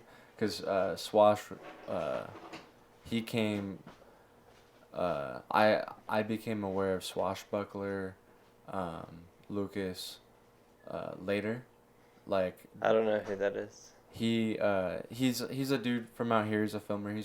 He's a really cool dude. Shout out fucking Swash. Shout out Lucas. Sick.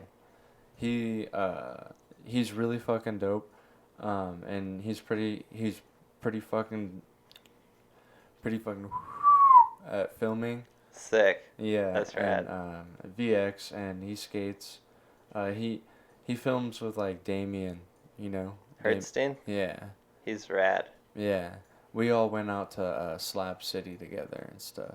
I've always wanted to go there. It seems so cool. Yeah. I think it was Slab City. That's the one with the Euro gap, right? Yeah. I think that was the first time I met him. Damien? Formally. That was the first time I met Damien. But I think that was also the first time I met Swash. Gotcha. Because, I'm trying to think about it, but I'm pretty sure that was the first time I met him, and I was already almost done with filming my first video, and then during a good portion of the second video, I had moved down to Escondido. You know what I mean? And Gotcha. I was like just doing my own thing, but so all my last 2 videos that came out, I was the only filmer. No additional footage from anyone. Is that the video where it was like the Pink Floyd song? That's number 2, yeah. Yeah. I remember that one. That one's sick. Thank you. Yeah. It's not like a masterpiece or anything. I thought it was sick. Thank you. I do enjoy it. Like, I'll watch it from time to time, you know, but that one and then the first one. Which one do you prefer? I prefer it's really hard because the first one, as far as the overall footage and length and everything, it's better, right? The second one, is Chapter 2 is an experimental video because I used the song Echoes by Pink Floyd, which is one song. It's 23 minutes long, right? And there's like kind of like parts to the song where it changes and flows differently. And I tried my best to like incorporate that into like a full length video. You know what I mean? Yeah, like transitions in the song would be transitions in the part or whatever. Yeah. And I did it decently. It's not like I said, it's no masterpiece. But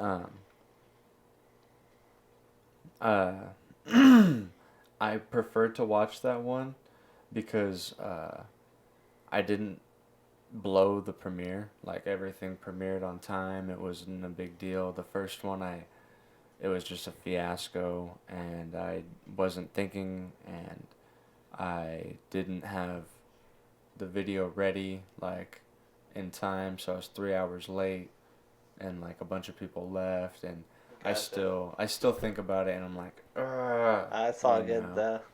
But, I love both of them. They were both amazing times. The skating in the second one, the people who are in the second one that were also in the first one, their clips are better. You know what I mean? But there's less of them, maybe. But Rob's clips actually. At the end, he has the ender. Spoiler if you haven't seen it already. It that was filming that part was my favorite. One of my favorite times I've had skateboarding. That's so rad. Yeah, because Rob is one of the best dudes I've ever met, both on and off the board. Like, he's just a talented guy. He's humble. He looks after people. You know what I mean? And he's on Destructo. Nice. Yeah. Shout out Rob. Yeah, Rob. But he's a fucking cool ass dude, and we fucking went everywhere, and he would come all the way out here and skate the spots that like I'd been like showing people, but they were like reluctant to skate, or he would skate the spots that we'd like, you know, he killed a lot of local spots. It was pretty fucking sick. That's sick. It's always cool when you like know the spot and then like you see stuff done on it, because otherwise you don't have any perspective, you know. Yeah, but I don't know. It's one of those things that like I forget sometimes, but like I've worked on a lot of projects like Epiphany's Decipher Tomorrow. I helped a little bit with Arts and Crafts. I wasn't like the main filmer for that, but those were both Epiphany videos. I did my own video, Embrace the Chaos, which was another one that was like I did all on my own. Sick. And then both the Seista videos. And then I've helped, I've supplied clips for a bunch of other stuff too. And yeah, man, like when I was filming for Chapter 2, I had walked away from a bad deal. You know what I mean? Like, I was offered a deal and it wasn't good. Like, it wasn't a good deal to take. And I was just like, I'm going to stay out of this. Like a filming deal? Yeah. And it had all happened. It was kind of weird because it all, like, the opportunity arose after Chapter 1 came out. And then after I thought about it and then denied it, I was very insecure for a little while. And then while we were doing Chapter 2, there was times where I just like wasn't confident and all this stuff. And hanging out with Rob and Woo and all those dudes in that video, it helped me a lot. The dudes from Inconsiderate, Daniel, shout out Daniel, and all those dudes, they all helped me a lot because I was very like not sure about it. Yeah. And it ended up being, like I said, some of the best times of my life because I felt no pressure.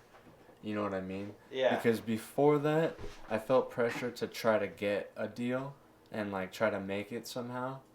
And then once I saw that, and then like hearing other stories, I was like, if something else better comes, I'll take it, but I can't do this to myself.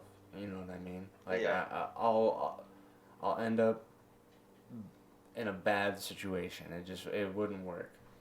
And so I'm grateful for all that, and I'm grateful for Rob and all those dudes, and Alexiz. This fool's been here since all of that. Like, he's Shout out Alexiz. Woo, shout out me. I wouldn't have done any of the Epiphany stuff or anything without Alexiz or Andrew or any of those dudes. And so like I would have never met Nando, and I would have never this never would have happened, none of it. You know what I mean? It's crazy how chain of events work like that, you know? Yeah, it's crazy. But it's a fascinating world, you know, because there's so many people like out there, you know, and there's so many things and so many new ways to do things that for a long time I was upset at myself, you know? And now I'm realizing that if anything is going to happen, it's going to be on my own terms, and that's great. And if nothing happens, then I'll do this podcast, and if only 20 people watch, fuck it. You know what I mean? Like, we're having a good time. Yeah, it's You fun. know what I mean? Sharing experiences and all that stuff. And to be honest with you, now that my spine is here, and I can, like, move and do my thing, I mean, maybe the best... Bless you. Bless you. Sorry. No worries. Maybe the best is yet to come. Yeah. You know what I mean? Absolutely. So, Tomorrow's only gonna be better than today. yep. And I just wanted to ask you some more questions about, like, because you are in this, like, all right, so we're in the same world, like skateboarding, right? But, like, the vert world is so crazy. Like, it's so different from, like, the street world. What do you mean? Like, just the tricks and, like, Oh yeah. the names for tricks, and, like, just, like, everything is just, like, when I watch Vert, I'm like, this is fucking dope. But I don't know a lot of what's going on. You know what I mean? Like, there's certain names for things, and I'll be like, oh, he did, like, an Indy 540 and blah, blah, blah, whatever. And someone's like, no, that was this. And I was like, oh, shit. Like, because I don't know. I'm a dummy. Sorry, everyone. But how trippy is it, like, to watch some of the fucking best people in the vert world, like, skate? Dude, it's insane to see those guys skate. Like Jimmy and Alex and Paul Luke and everyone who skates at Tony's, basically. Like, dude, insane to watch those guys. Like, seeing Jimmy is like, you know, it's like watching, like, a painter paint a masterpiece, like, right in front of you, you know? Like, you're just like, every trick is like, you're just like, oh yeah, that's the best way you could do that, or like, that's, like, I never would have thought of that, or like, just seeing him skate is like beautiful. And then Alex is like also like that, but like more power maybe, where it's just like, you'll see him do a line and you're like, I didn't think, like, he'll like do a stalefish, like, going this way, like 4 sheets or 3 sheets, and then he'll like immediately cut back and go over the channel, and like, it doesn't make sense in my head how you could like go this way and then instantly cut back going this way. Just like some stuff that they could do is like really, it's insane. Like, Just like masters of balance. yeah. And then like seeing guys like Mitchie too, like, holy shit, Mitchie can do tricks. Like, he could do anything. Like, if he can think of it, he could do it. Like, What's the craziest thing, like, that you can talk about that, like, has been released? What's the craziest thing that you've seen or filmed? Or both? but like, it's a hard question, man. I know, but like, what was the, you know, that there was like one trick when you saw it, you were just like, this is, whoa, like, you had, that it gave you that, like, rush, like, I can't believe he just did that shit. I remember like both on Clay's, I talked about it a little earlier, but like Clay's alley-oop 900, that was like one of those moments where like it was pretty crazy to see that. Whereas like, so, you know, whenever you see something that like for sure has never been done before, like seeing Mitchie's 1260 in person was pretty insane, because the way he did it, it looked like he could just like do that trick, you know? But really, like, it was his 5th try ever trying it, like on 2 separate days, and he just like did it. I'd say like seeing Mitchie skate in person just like on the regular is like one of the most jaw-dropping things for like tricks, because like he'll do a string of tricks that all make like no sense. The first day I ever met Mitchie, like he did a kickflip 540, and then the next wall did like a switch gate twist, so like nollie 360 or whatever, and then he did a switch 540, and then he did a 720 right after. And that was the first time in my life that I'd seen any of those 4 tricks, and he just like put them all together, like just like chilling in the session, like just does runs like that, you know, where you're just like,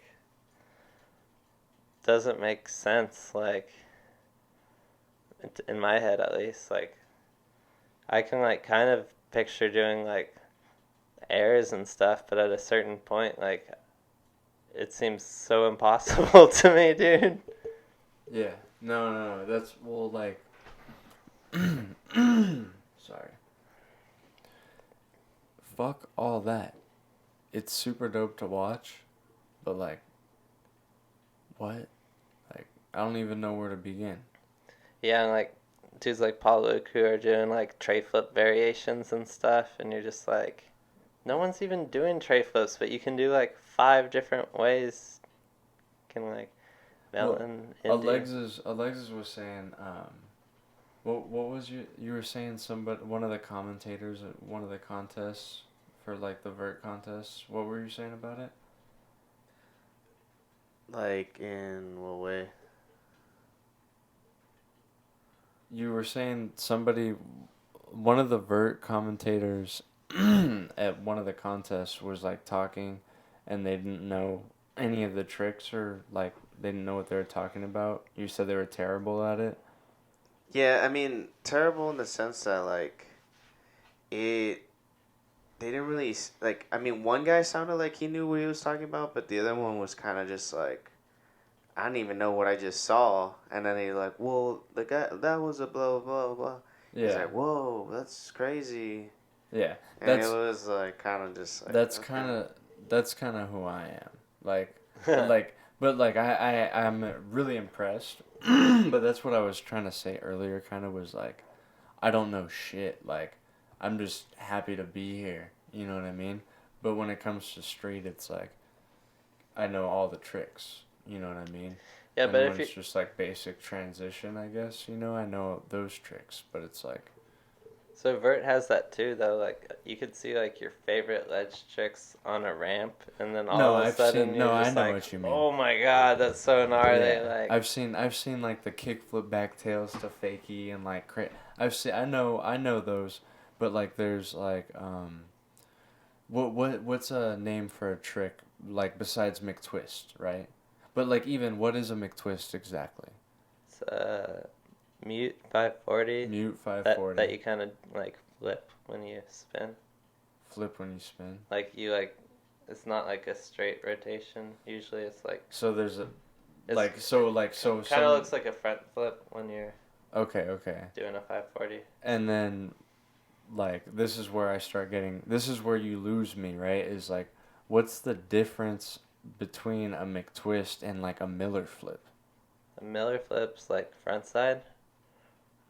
Where Mctwist is backside. Okay. Miller flip's kind of like a front side invert revert, but it's like all in one motion. So like, you know, like front side invert like on your hand. Yeah. And then Miller flip's usually just like that in one motion. So it's kind of like a front 3 that you put your hand down. Okay. But like Mctwist is like a variation of a 540. I think it was the first 540 ever. Word. So then, what's another trick like that, like the Mctwist that has a name that you would only see in Vert? Like Allen drag or something? I guess I don't know what that is. There's like, I mean, I'm learning. Sorry, everybody, bear with me. like, when you go, you know, like what a frontside air is or a backside air. Yeah. No, I know all the basics. So I know all the basics. if you go like, if you grab frontside on a backside air, it's called indie. That's the indie air. Yeah. And then if you grab backside on a frontside air, that's lean. That's what? It's called a lean. A lean? Which is... Oh, okay, yeah. So like lean tails and like okay. And so lean is actually Neil Blender invented that trick, I believe. And lean is Neil spelled backwards. Oh shit! You're teaching me some shit. Okay. The people watching this probably already know, and they're like, "This fucking guy." So I'm sorry, everybody, but that's what I was trying to say earlier. Is that like it's like a different world for me. Like, I know inverts. I know like, you know what I mean, like boneless. Like I know the basics, Every invert basics. has like a different name too. Those get kind of confusing even for me. I have no idea. You? Yeah. Start talking. So there's backside invert, which is just I mean, What's you could the do one where it. where you take the 1 foot and It's just a 1 foot backside invert, but the way people do inverts is they grab it. I think it's like a mute, right? Yeah, mute's the I normal. grab it indie.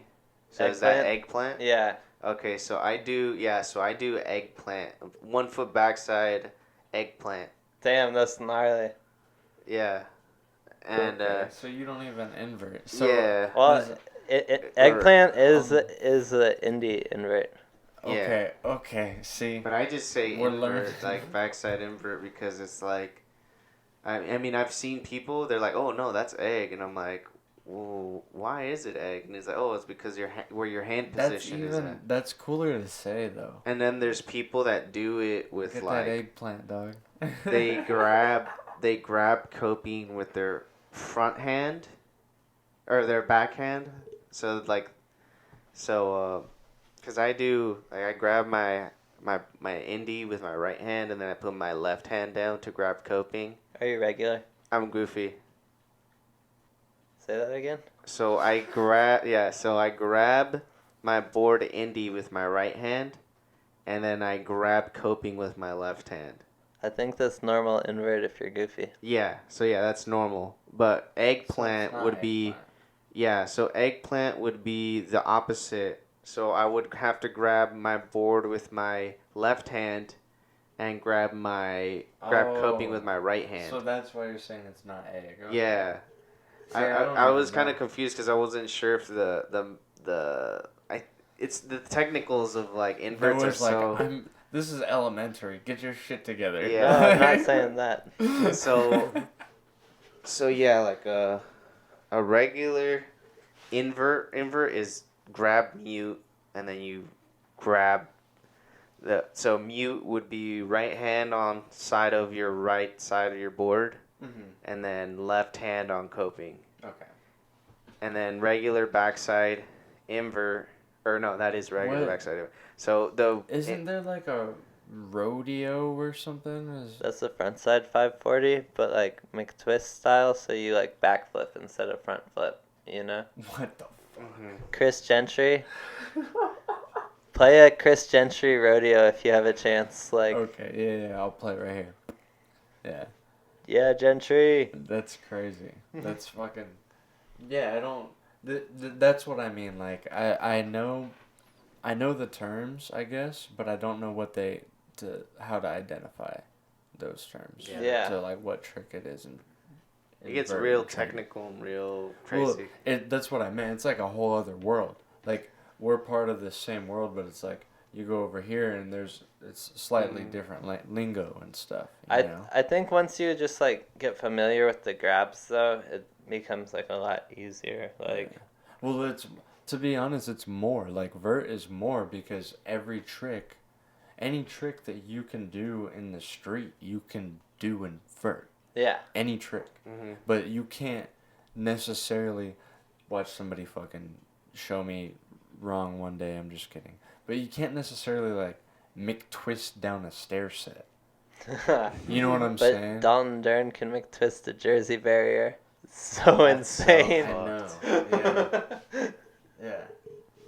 That's insane. Dude. Those dudes. Those They're dudes are fucking- crazy. Insane. I've met those brothers a couple times. Kanan and Dalton. They're fucking Gnarly. whoa. They're Yeah. gnarly. I watched one of them, cause it was from afar. Like I, didn't even like at the time had never like met them, you know. And we were like rolling up to a spot just to check it out, and they were there, and one of them 180'd over this like rail. It's like in San Diego. It's at a church, and it's like a stair set and then flat, and then there's another stair set like this, and he 180'd over the rail. Gnarly. Like, and it was fat as fuck. And one of the McClung brothers ollied it in Future Nature. Okay. Element, Future Nature. But yeah, one of the Dern brothers 180'd it, and I saw it in person. I was just like, what the fuck? And yeah, I met them a couple times after that. They seem pretty cool. The homie Timmy is really, really good homies with them. Used to live with them and stuff. Timmy Yeah, I knew- remember that house out in Oceanside. Yeah. I don't know if they're still there, but I haven't seen Timmy in years. Maybe about a year. I don't know. Miss you, Timmy. It's definitely been over a year. I haven't seen very many people since the COVID shit, to be honest with you. I think he may be living in Colorado, but Yeah, I'm not he is. exactly sure. Yeah, he's out there right now. But that house, shout out to that house, dude. Because it was like, that's how I met Timmy. It was crazy because, like, I think Yoda was living there at one point, too. I met Timmy one time before, but it was like, it wasn't like really formal or anything. It was like, hi, and it was just like really like quick, you know? I only know Timmy through Cyrus's, actually. I've like skated a couple times with him at Prince, but that's about, and at the mini ramp, but that's about it. But yeah, I mean, I got to know Timmy through Hunter and Cyrus as well. Yeah, that house, like, it was crazy because like, I'd just be talking to people and they'd be like, oh, blah blah blah, what's your Instagram? And we'd like follow each other on Instagram, and I realized like, oh, this fool has like 30,000 followers or some shit. And, you know, I'm like, what the fuck is this? Like, It's crazy because like everyone at that house was like came from somewhere so different. It seemed like. yeah. Like we were just like all like, kind of like random grouped together kind of thing. Like so it made it so like there was a really cool group who would come by because like you never really knew who was gonna be there. Like Yeah, no, it was crazy because, like, it was one of those days where we'd bought champagne bottles, you know, and a bunch of people show up, and I'm, like, drinking, I'm talking to this dude, and he's like, oh, yeah, blah, blah, blah, whatever, and he had, like, an accent, like, oh, where are you from? And he's like, oh, I'm from France. And, like, we're talking, he's like, oh, my Instagram's Eddie Frenchie. Eddie. And I was like, what the fuck? Yeah, shout out Eddie. He was super tight. And it was crazy because when we were talking, like, he was out here in California and the fucking French Revolution was happening. Totally. Yeah. I was like, what the fuck? I was like, what do you think about that? He's like, it's crazy. He's like, I see it on Instagram. Like, all the homies are, like, going crazy. He's like, I want to be there, but it's like, I'm glad I'm here, but I want to be there, too. It was funny. Yeah, there are, like, riots against the police and stuff. Yeah. I don't know if it's done or if it's still going on. Yeah, I have no idea. I'm not, like, I haven't really followed up on it. It was just, it was like, sorry, everyone. Smoker's cough. It was just, I don't know. like the second or third day that it had been going on. So it was like on the news. You know what I mean? When I was living with my great grandparents, and that's all they watched was the fucking news and Turner Classic Movies. You know? Yeah. So it was like it had just happened, and then I went over to the house, and he was like, he had an accent, and I was like, sounds like a French accent. It just came up. It wasn't like we didn't really talk about it any further. You know? Yeah. I was just like, he's like, it's crazy, and we're like, ah. But no, it's all types of people like were at that house. It's crazy. There's like I had no idea who Clay was. You know what I mean? And then everyone's like, oh. I remember Dom was like, oh, that's Clay, blah, blah, blah, blah. He's going to be in the X Games. And I was just like, that's fucking cool. Like, that's tight. You know what I mean? And he was fucking sick as fuck. Yeah. Cool ass dude. Clay's rad. Yeah. And that it's like one of those things where like I almost wish I was a little bit younger. So I'd be like a little fanboy. But it was, like, really cool to just, like, talk to him and not have any idea who the fuck he was. Yeah, and we're just, like, chilling, talking. I was, like, bullshitting, talking shit. And, like, blah, blah, blah, you know what I mean? He was super cool. But, that's the thing, though, is, like I was kind of saying earlier, is I don't really, like, fan out too hard. There's, like, a select few people where I probably would do that, you know? But, that was crazy, like, I didn't think that, because Dom was, like, telling me, like, the people that were coming to the house or whatever, and I didn't really, like, I was like, oh, this kid, exaggerating and shit, whatever. And then, next thing you know, I'm, like, chatting it up with a dude who's gotten medals in the X Games, you know what I mean? Yeah, like, for sure. It's fucking tight. That house was sick as fuck, and, I don't think I met anybody at that house except for one person who I'll remain nameless who wasn't fucking chill. Just the one person, and it's not even like a hate thing or anything, you know? It's just like, oh, okay, I'm not, like, when I see you, I'm still gonna be cordial and whatever, but I'm not gonna ever, like, reach out towards you or in any sort of way. You know what I mean? Just whatever. But that house is some fucking good times though. Yeah, it really was. Some great times. I was there from like 2018, like in the middle of the year, to like January or February of 2020. Yeah. Pretty long time. Yeah. Over there. A lot of shit went down. Just so much skating and fucking. Saw everything kind of go through phases at that house. Like there was a part when like everyone was skating, and then like towards the end it seemed like not so much skating, and that's like it was fun times though. Like when everyone was skating together, it was fun. We used to like, this seems like forever ago now, but it used to be like everyone from that house, like me, Cyrus, Hunter, Dom, Skyler, we'd all like once a week go like somewhere. Like we'd go up to LA, skate like at a thing, or like we'd just like go to like a random ditch or something, and it was like kind of a once a week thing for a while. That was fun. Like yeah, it didn't last too long, but like it was a really fun phase of like getting everyone from the house like all at one time. Like it was. Remember when we got the pool table over the wall, and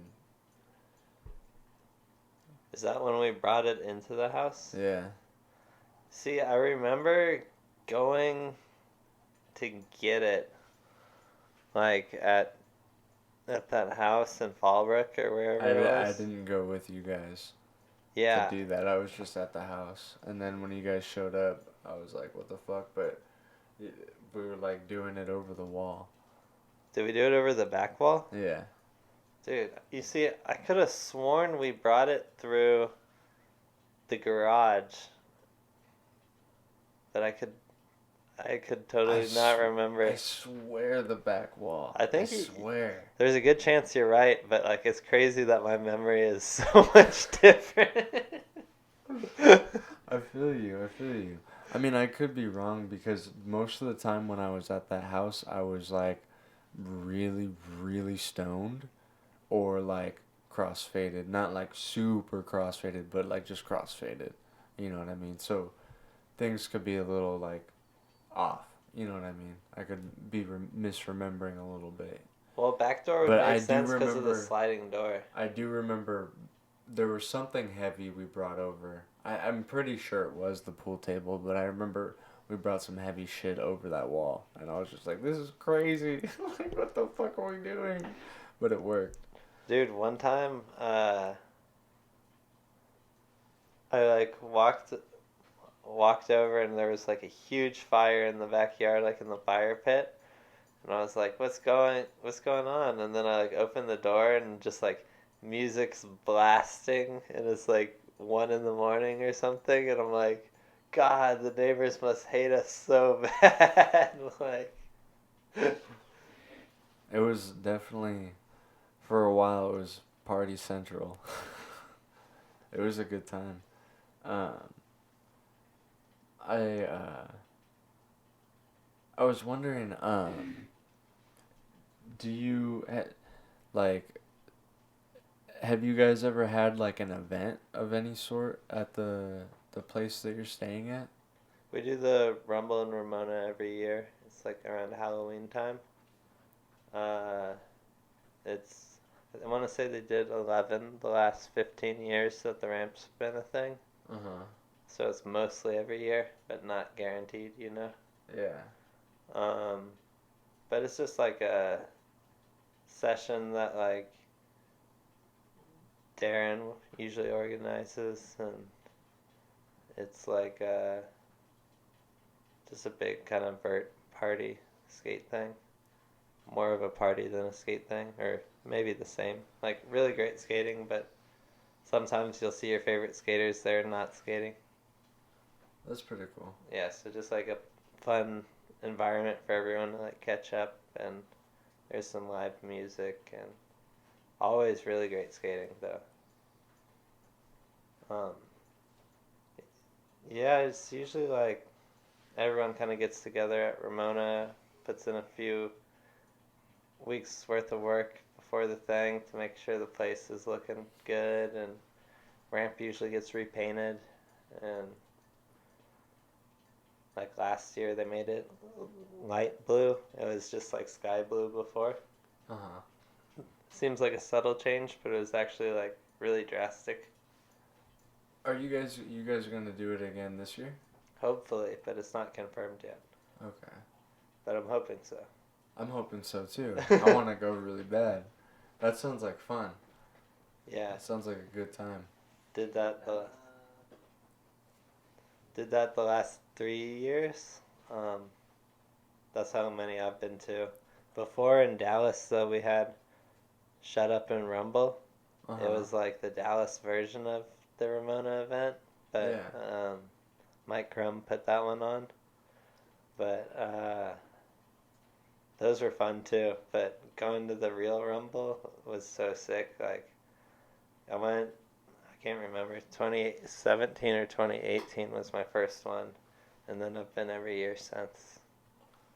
Hell yeah. Fuck yeah. I want to start going to more stuff like that. I kind of fell off the last couple of years because of some personal bullshit, you know. It's cool because, like, in California, there's stuff going on everywhere. Like, there's always stuff to go to if you really want to go to stuff. Yeah. We live in the best place for it, I feel like, honestly. Yeah, I feel like if you're trying to, like, make it in skating, it's, like, San Diego, LA, San Francisco. Yeah. Those are, like, 90% of the skateboarders, maybe, like, 80% of the skateboarders that you see, like, really come up. At least they're, like, living in one of those cities. You see people from, like, as far as California, like 100% most of them, you know what I mean? But then you do see some of the people who come from like Corona and stuff, like Forrest Edwards, Jeremy Liabres, Yeah. Billy Marks, like those, like the Toy Machine Heads and stuff like that. Some of them. And then I'm trying to think. But that's pretty much. I mean, there's skaters from everywhere. So yeah. I made too general of a statement. Probably, But you're right, because it's like those are the concentrated areas. You know what I mean? Because like right there, I was even struggling to come up with things from like people from Riverside, who like really. And I mean, there's like people in Europe who are killing it, and people in Asia. Yeah, 100%. Yeah. There's like Brazil. They have their own scenes, though. I feel like companies, you know what I mean? Like companies like Cliche and Flip and stuff like that. Like we still appreciate them here, and like people will buy their stuff here, and they get coverage here. But I feel like they're way bigger in European countries. You know what I mean? Am I tripping? I know they have a lot of Euro riders. I don't know how big companies are though. Yeah. But you would assume like some hometown, you know what I mean, support. I assume. I don't know what I'm talking about. I assume they have to be bigger than. That's what I would assume, at least. But I don't know for sure. But Those crazy, that Rune's been like on Flip since the beginning, I'm pretty sure. Yeah. And he's still just like riding it out. Yeah. Like I'm sure Rune could skate. I mean, Flip's sick as fuck. And he's gonna be in the Olympics. Yeah. Right? Skates tomorrow. Legend. He already skated by now. Like. Yeah, by the time this has come out, it's already people. Yeah. Congratulations, Rune, on winning the Olympics. Congratulations. Wait, who do you think is gonna take it? I'm not sure. Maybe. I think maybe Zion. Maybe Pedro Barros. Okay. But I don't know. So I'm not familiar with really anyone except for Rune Glifberg, Zion, and then that's pretty much it. I have some friends who are going to Vegas to bet on it. I'm not into betting, but it sounds like a fun trip. Yeah. Put it all on Zion. I would have put all my money on Yuto. I would have came up. Oh shit. Would you have really? Yeah, for sure. I would have bet on Yuto if I bet on the bowl stuff. Like I feel like, so for the street stuff, I felt like maybe this is a really big overgeneralization, but I thought it was only gonna be like Niger or Yuto who won. Like I thought no one else had a chance. That's what I thought. That's what I thought, but I honestly I wanted Yuto to win. I didn't watch it because I was like I don't want to see Yuto lose. Like nothing against anyone. It's just like Dude's killing it. Yeah. No, it's fucking his line, like his runs, everything was the best trick. Whatever, dude. That shit was crazy. The nollie back 270 nose slide. Yeah, insane. What's So crazy is sick. Yuto can also do like Mctwists and kickflip melons and stuff. Yeah. I've seen him skate the ramp too before. Yeah, he can do it all, man. Yeah. I've heard nothing but good things from him, and that's why, I wanted him to win, and because he's like essentially kind of like the underdog, I guess you would say, because Niger's like reigning champion of everything all the time, I felt like he had a hometown advantage though with it being in Tokyo. I was Oh, no, like, yeah, he's yeah, for yeah. sure gonna take it. Like, I feel that I'm never sure on things, to be honest with you. Like when things like that come up, it's like sometimes I don't even really think about it. You know what I mean? But it's like I'm glad he won. yeah. It was amazing. I've said it before. I have mixed feelings about skateboarding in the Olympics. You know what I mean? I want us to be more accepted as like a community, but like, the other thing is like I don't get a say in anything. You know what I mean? This is how it is, so you have to accept how it is and roll with it, and you either watch it or you don't. Either way, everyone's gonna be talking about it. I wish Vert was in it, but Yeah. I there's some things about it. I have plenty of things about it that I don't like, but those things don't matter. You know what I mean? What matters is like I saw it. Afterwards, I saw like the highlights, and it was amazing. And for sure, I'm gonna try to. I'm not gonna be able to watch tomorrow because I got to drive out to the Salton Sea. But I do want to watch. The next time around, I guess you'd say. should be cool. The thing is, I wouldn't bet on the park because I feel like so many people could win. Yeah. Like, it's more like you look at that list and you're like, oh, I think 10 of these dudes could probably get first if they really like. Yeah. Yeah. I don't know. It's cool. Like, I'm excited to see what is gonna happen today and tomorrow, because today's the women's vert, right? Or bowl, pool yeah. bowl. Yeah. Park, whatever they call it. So that'll be interesting. I definitely want to watch that, the highlights at least, because I think it's like it's happening like right now, right? Yeah, I think so. Yeah. Like right this second. Like right this second.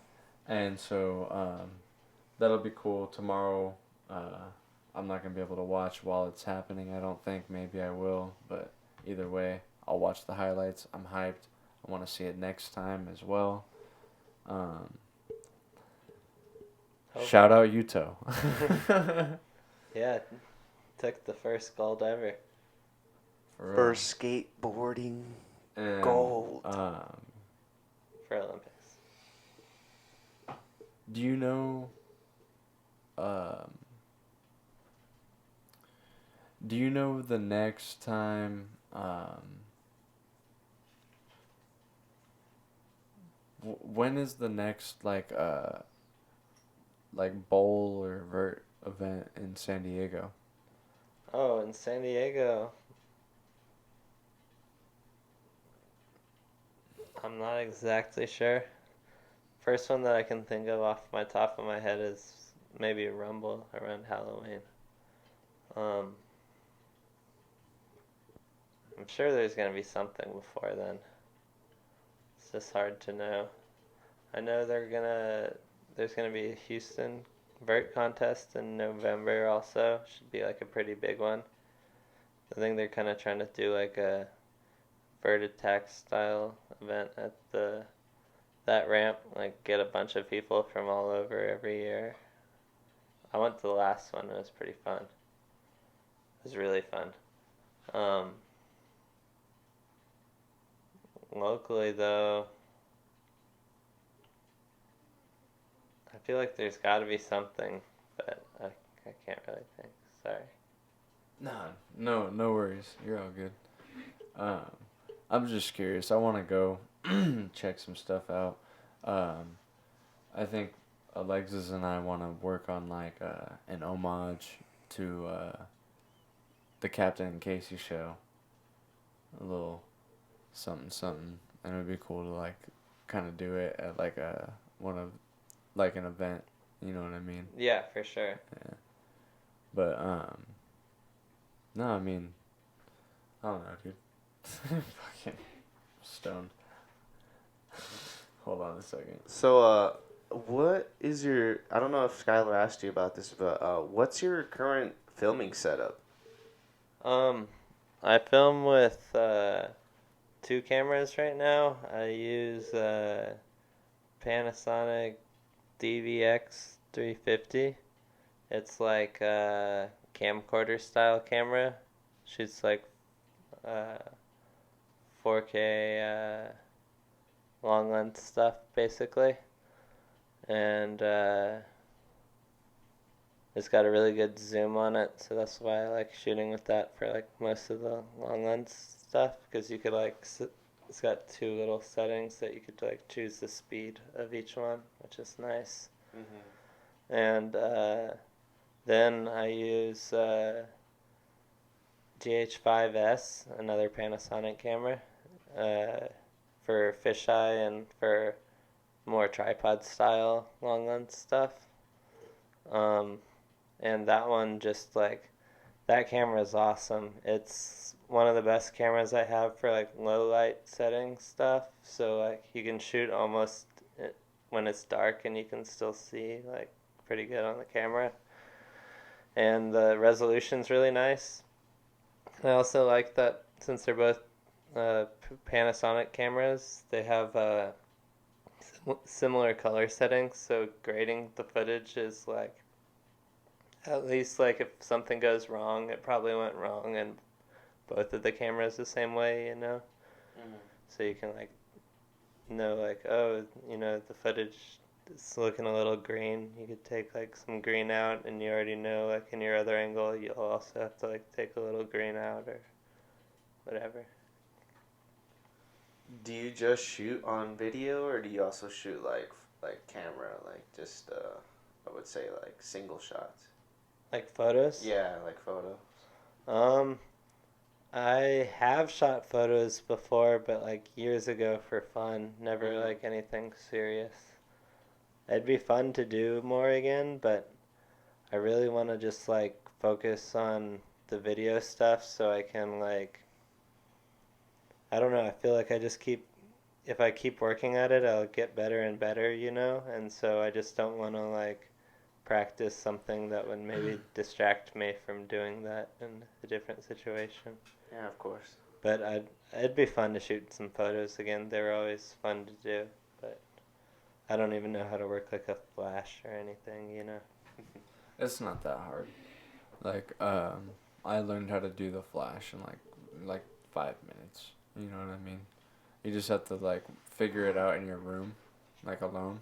Boom, boom, boom, and then work the timing out. You're a filmer, so like once you figure something out, it's locked, right? You know what I mean? Yeah, I just like, I know what you're saying though about like adding an extra thing. yeah, it's just about like kind of like trying to stay focused on. I do have a question about like a camera, right? Yeah. So, what do you think about drone footage? Like, would you ever operate a drone camera? I personally don't know how to use a drone yet. Yet. Yet. If I get a drone, I'd like to learn how to use it, obviously, but I think like it could be used appropriately, or sometimes like if it's like B-roll stuff, it looks really good. Yeah. But sometimes it can get a little hectic if it's like a skate clip, depending on how it's filmed. Yeah, and more lifestyle and. But it's cool, like Yeah. when you have like, let's say you're at an event and it's at like some crazy building in some city you've never been. It's cool to like be able to start all big on the city and drop down to like where. 100%. I was just curious because they have drones. They have drones now where you have like a beacon, right? And so like you can have a drone follow you while you like ride your bike. So is that like for safety, or is it just for like filming? Just like for filming. Gotcha. Like so you can like, you put on this like beacon, you can like attach it to like your helmet or like to the bike itself or whatever, you know? And then as long as you maintain a certain speed and the drone can keep up, it'll follow you. Cool. You know what I mean? And I was wondering, like, it would be super dope to see something like that on a skateboard in like a half pipe or something, you know what I mean? But I was wondering how, like, let's say you put it on the helmet, right? And then somebody goes to do like a Mctwist, right? Yeah, and it flips. I wonder what would happen.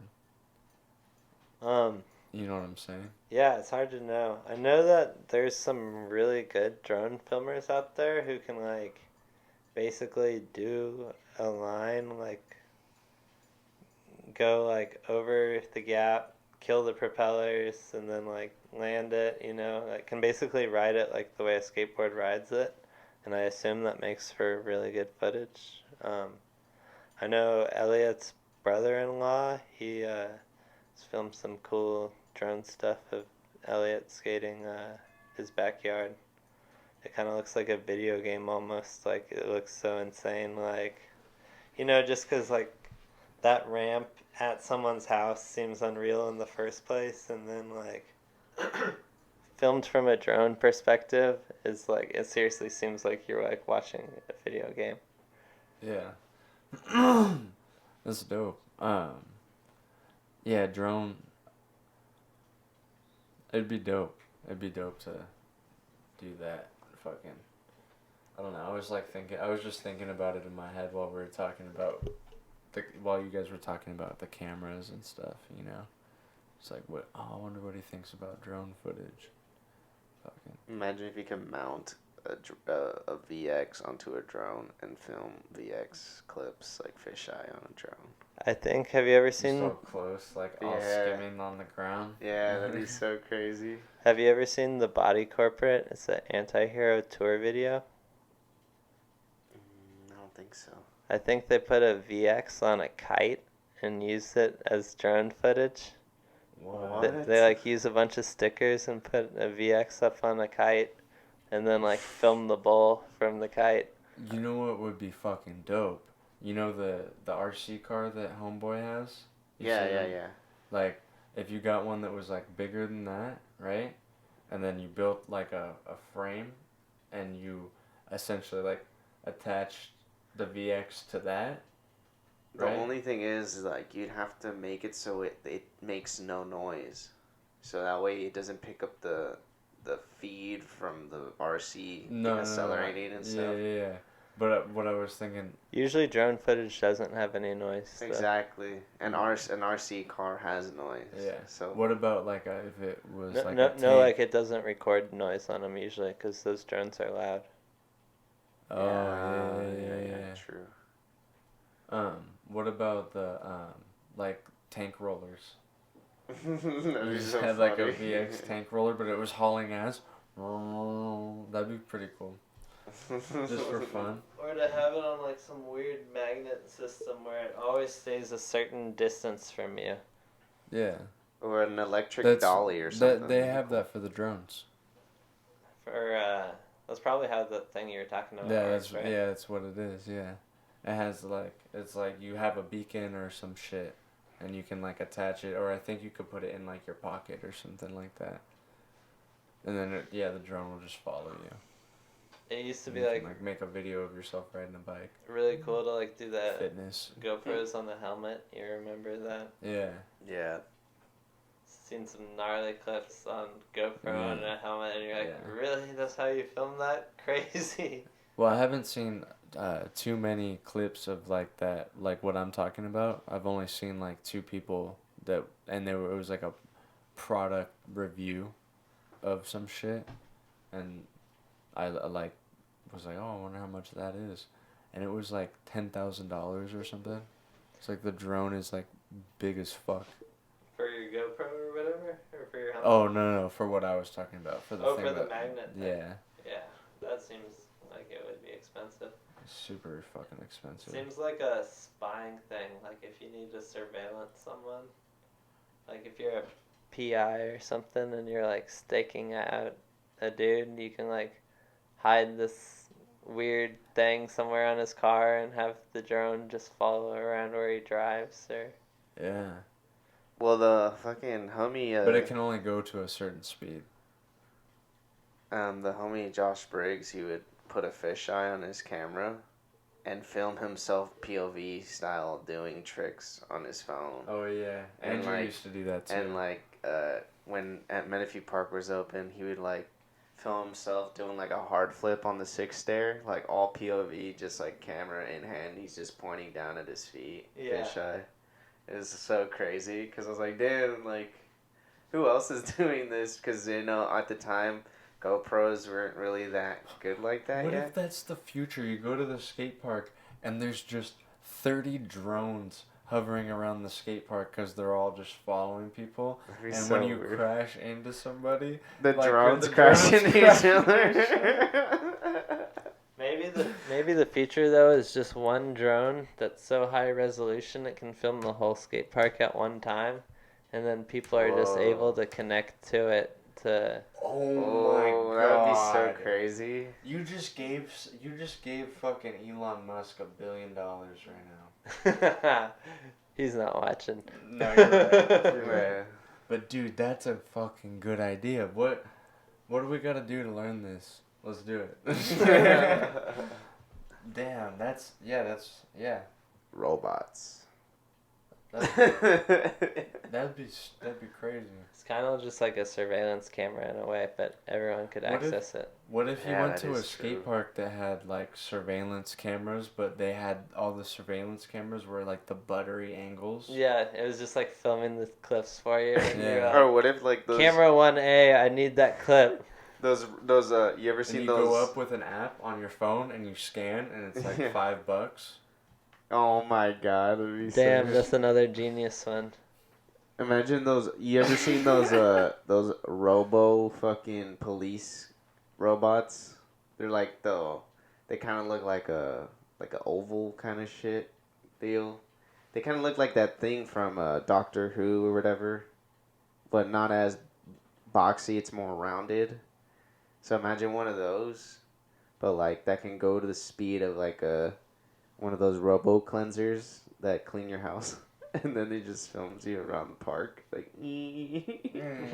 That's kind of what I was talking about, like Yeah. putting the VX on some tank wheels. Yeah, yeah. It just turns around like whenever it sees like another person or something. It'd be crazy, or like some kind of conveyor belt that you could set up. Conveyor belt. Magic carpet. God damn it. It's like a conveyor belt you can lay down, and this is so fried. You can like lay it down in the line you're trying to go in, so it's like movable, and then you can turn it on, and then the belt starts moving. And like one of those sushi ones. Yeah, something like that. Yeah, like a pop-up sushi conveyor Yeah. belt kind of, and you just put the camera on it. Yeah. And it'll do your follow line And then for when you. it hits the one part, it goes. Yeah. Damn. Dude, we're coming up with all this fucking grade A tech. What the fuck? Oh my god. Damn. So is there anything you want to promote? 1 second, sorry. No worries. No worries. Sorry about that. I would like to promote the integral video again. We just put it out on YouTube, and there's gonna hopefully be more coming out soon. And I'd like to promote everyone who goes out skating with me. Thanks so much. Really fun. Always good times. Thanks to everyone. Yeah, skating's great. You know. Hell yeah. And then integral, like all your future videos, are they gonna be on that YouTube page? There's for sure gonna be at least one more. Are you gonna make another YouTube page for your future projects? No, I'm gonna. Each project's different, you know. But Okay. Yeah. gonna do some of these integral videos. Hopefully, make a little series out of it or something. Yeah. I already got some 100%. clips for the new one that I'm excited about. Oh hell yeah. Gonna yeah. just keep stacking, and hopefully in like a couple months put another one out and just keep that as like a series going every so often. Yeah. So we'll throw up your YouTube right here. There it is. Make sure you subscribe to the homie. He's got some good shit for you. It's right there. And then some shit in the works, some shit in the oven. He's Yeah. working on it. Got some stuff coming out for sure. I don't know when, but some videos and some ads coming out. And Hell yeah. Fuck yeah. looking forward to everything. And once again, thanks everyone who goes skating with me. Always such great times. Like, really, thanks. Hell yeah. And then here's his Instagram right here, and we'll put the link to both of those in the description. So go subscribe, follow, do the thing. We will definitely have you back on, like, eventually. Sick. Because this was super fun. Yeah. And we're going to go on some adventures and stuff and have more to talk about next time. So Do it'll the be next really one dope. in Ramona. That'd be dope. I'm down. Thank you again for coming on. Thank you guys for watching. And be sure you like, comment, subscribe, share. Let's do it. Let's do it up. Support the homies. You know what I mean? Follow Alexiz on Instagram. Flex Sage. Do it up. Yep. I'm. Follow at CULTureLandPodcast. Yep. It's right here, right in front of your face. And then we're going to close out with some hammers. Peace out, time travelers.